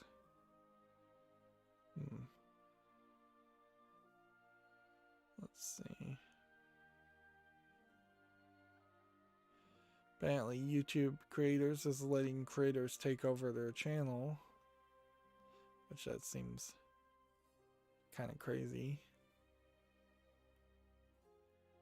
Overall, YouTube's still not really doing anything. We already talked about the Nintendo Direct Zelda announcements. Bungie is scaling up Destiny into additional media and creating new IPs, or plans to create new IPs. Which, okay. Good for Bungie not to stick with what they have already done. Here we have a game called Alien Earth, which just looks like a very old game. Which, in fairness, it is an old game. 1998. $5.99 may be a little too expensive for a game I don't recognize, but I will put this on the fall list just in case there is some kind of cult following for this kind of game. If anything, it's going to create this problem when I do actually do a fall list cleanup, in which I start to realize, oh, there's some very old games here that maybe just came out this year, and that's the reason they don't have any reviews, not particularly because they are bad games or irrelevant games. Of course, that's just a risk I think we'll have to take.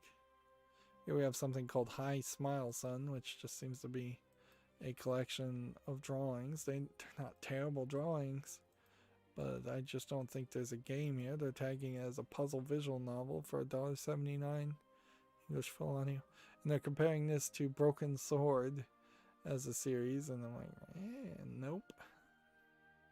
Yeah, these comparisons are still pretty bad for new games. I think we already talked about the Saudi investment fund acquiring shares of Activision, Blizzard, Take-Two, and EA. So far, we haven't seen any changes, but we wouldn't for a while as far as the content that's developed by any of those companies. Here we have a game called Hit and Rush, which looks like it's a first-person shooter, and honestly seems like it has a decent enough polish on it that it deserves a follow. free-to-play online PvP. Well, that eliminates it from me. Then I'm not going to play online PvP games.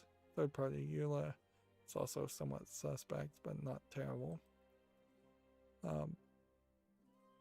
We have an instant mobile game platform, Arty, securing $10 million in funding. So it's from February 18th.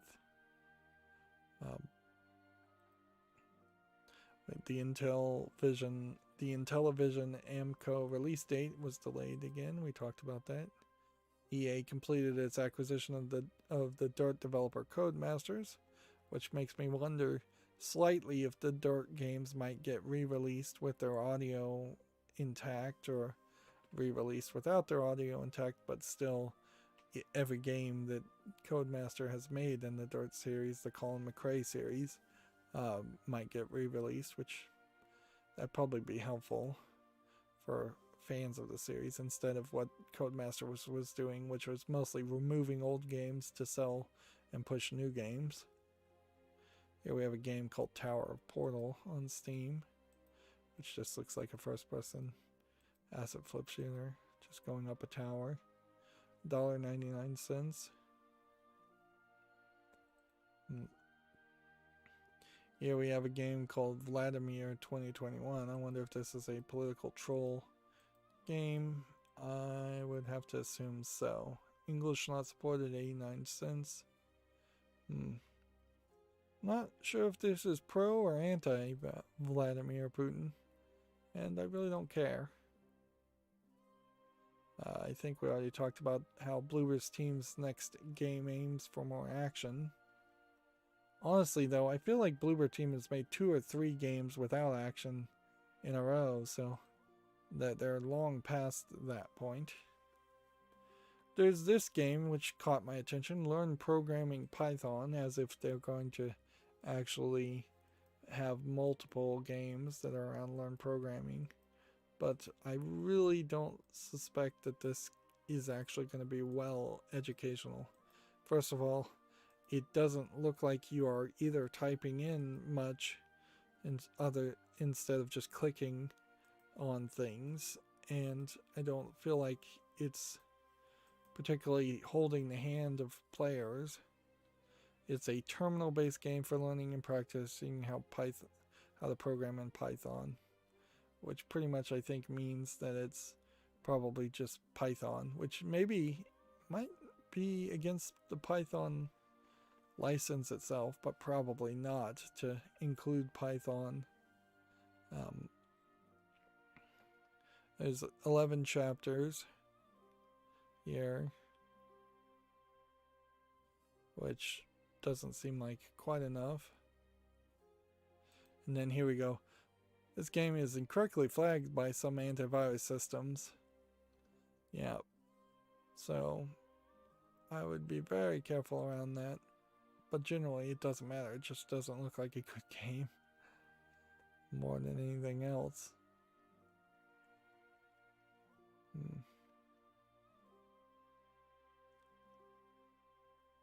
Let's see.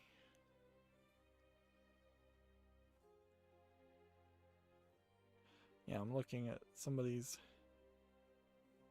Twitter feed, and I don't even remember why I'm looking at someone's Twitter feed. Apparently, Genshin Impact is getting a rather odd crossover with KFC in China. That doesn't actually seem as odd as it might sound on first. And Twisted Metal is getting a TV show headed up by the writers of Deadpool and Zombieland. I'm looking at TechRaptor's Twitter feed.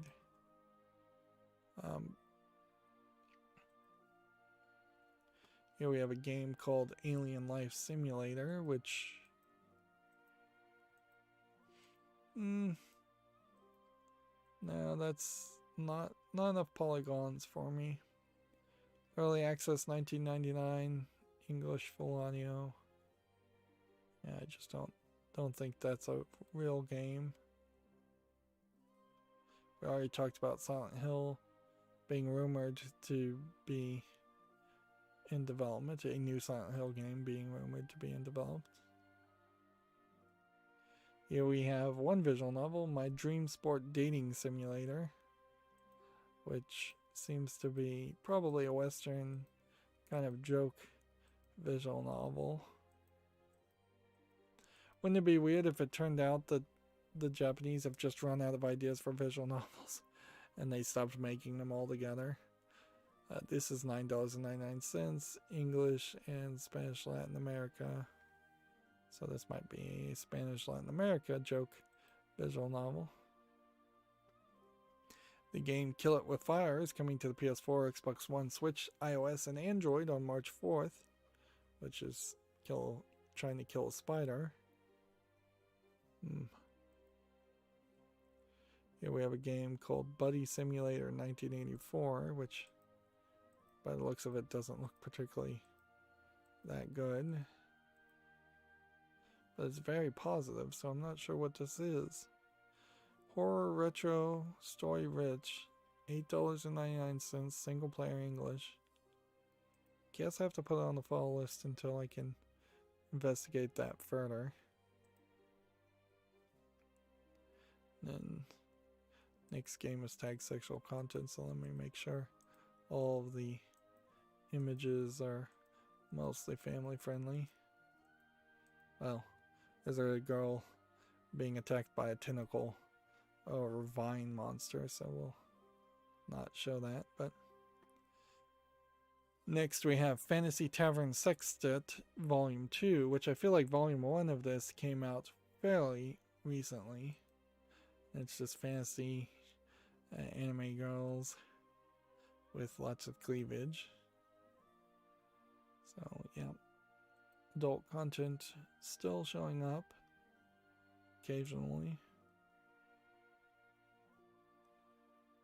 I talked about that. Here we have a game called Woodle Deluxe. We're almost done. Which this actually looks like a new Super Mario Land 3D clone, which we haven't seen any of that before. $3.89, whole bunch of languages. This could definitely be nothing, or it could be something, so I'm gonna have to put it on the follow list and see what people say. It does kind of have the feel of a New Mario Land 3D, or even a bit Kirby-esque visuals to it. Which definitely a lot of the ideas around some of that stuff is generic enough that there should be more clones, and there just aren't. Probably maybe because Nintendo is a looming threat. Here we have something called the Damathos Clan, which looks like it's just an RPG Maker game for $5.39 English only. Nothing particularly interesting there. Here we have a game called Heart of Siam, which I think is an infinite runner. $13.49 is way too expensive. English full audio. Here we have Legend of Mana from Square Enix. That is relevant because I believe Legend of Mana is the sequel to Secret of Mana. $29.99. Of course, the problem still that runs around here is that the remake, or whatever Secret of Mana they have on Steam right now, I don't think is particularly that great.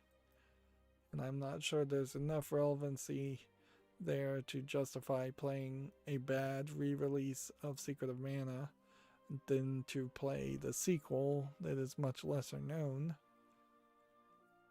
Next we have a game called Negative: The Way of the Shinobi. The Way of Shinobi.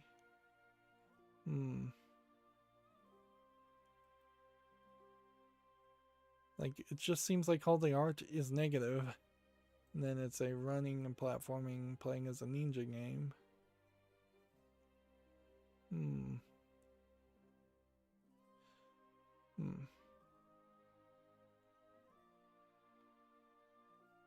$4.79, English only. Just don't think that there's anything here, really. I think there's a half concept for a gameplay mechanic, and it is barely used at all. I don't think he actually controls the whether he's in light or shadow. There's just no polish on the heads-up display, so yeah, I'm gonna say no to that. This next game is tag nudity, so let me double check. We still are fairly inconsistent as to whether a game wants to say it has nudity or sexual content in it. Here we have, after I met that cat girl, my quest list got too long, which that's probably a euphemism. And you can see it's just an RPG maker with some decent anime characters in the zoomed in scene, but for the most part you're going to have them zoomed out, and you're going to be looking at things like this. This is $11.69 English full audio. So we did have three or four adult games that came out. I think we talked about this, that the Little Nightmare series could be over as the studio focuses on creating new IP. This is an IGN article. Yeah, we definitely talked about that. Here we have a game called Robo Bunnies in Space, which is obviously nothing. $3.19 English only. Almost done. Super Bomberman R is has been rated for PC in Korea. This is different from Super Bomber Girl, but it does kind of highlight an issue where Konami is trying everything and anything to make money now that all the pachinko spaces are closed. Here we have a game called Earth Elements, which looks like a terrible Minecraft clone. Or Terraria clone. $8.99. Minecraft, by the way, still like putting out some very interesting snapshots at the moment as far as changing how things are going to work. Here we have something called Quickspot Master of the Right Brain announced for Switch. Almost certainly this won't come to the West. It would take too much localization.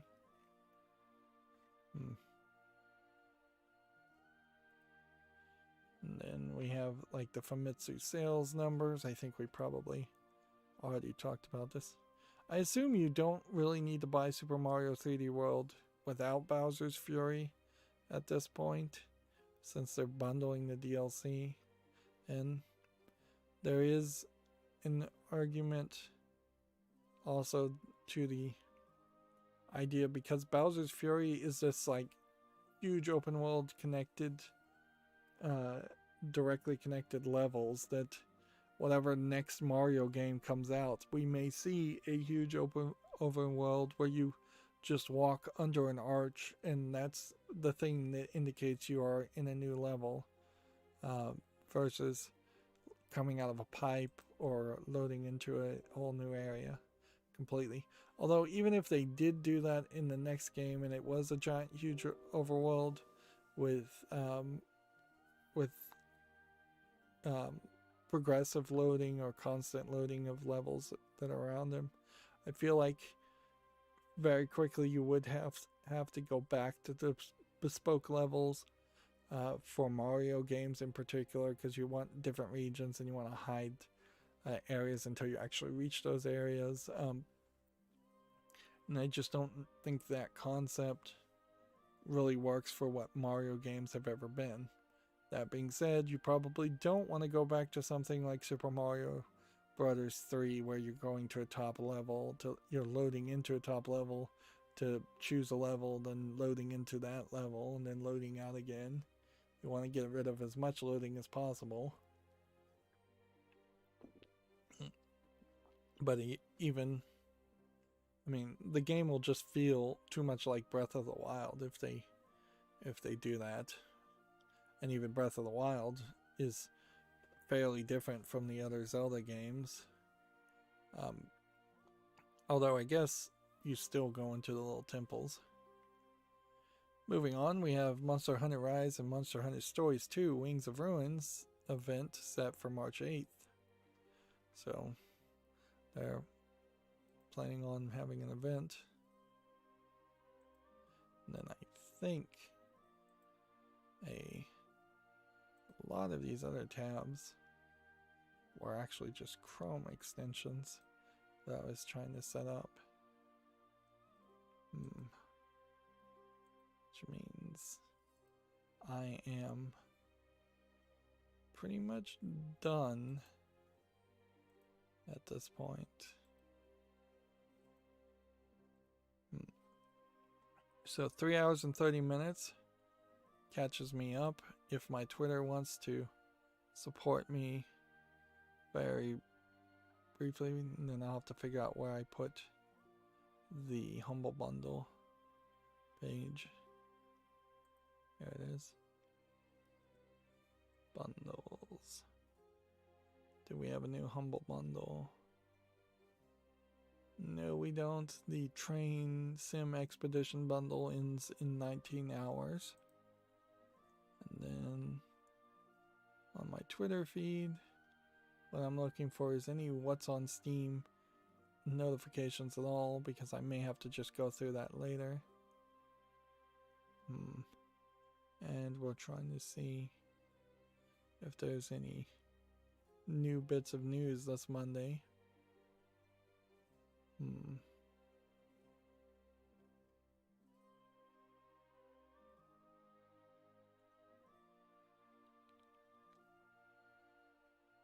X-Play is going to have a Black History Month showcase on Wednesday the 24th at 3:30 Eastern Standard Time.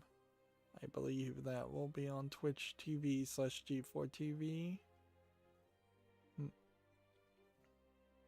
There probably does deserve some more highlighting of how a lot of people of color have always been kind of fans of video games, and the new generation even more so, and they've been ignored, and they certainly haven't had a voice in creating games, and their voice has not really been listened to much in the development of games either. Arguably, people of color in general have often been told that they should enjoy a certain thing. You should like BET, you should like what's being offered to you, and you should support it, when often that content is not well designed, well made, or even made by the right people who could catch the attention of people of color. Gamma Sutra has an article here. CD Projekt Red is issuing DMCA takedowns to halt the spread of illegally obtained source code. I don't think that's going to work very well. But I suppose they can't really do anything other than that. Let's see. The Madden 22 cover star may have leaked, which I don't know if I care about that or if anybody cares about that.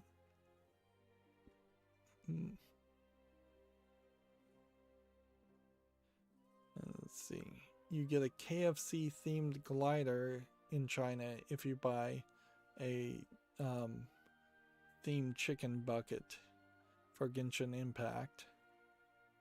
I kind of have to wonder how popular Genshin Impact is in China, but who knows.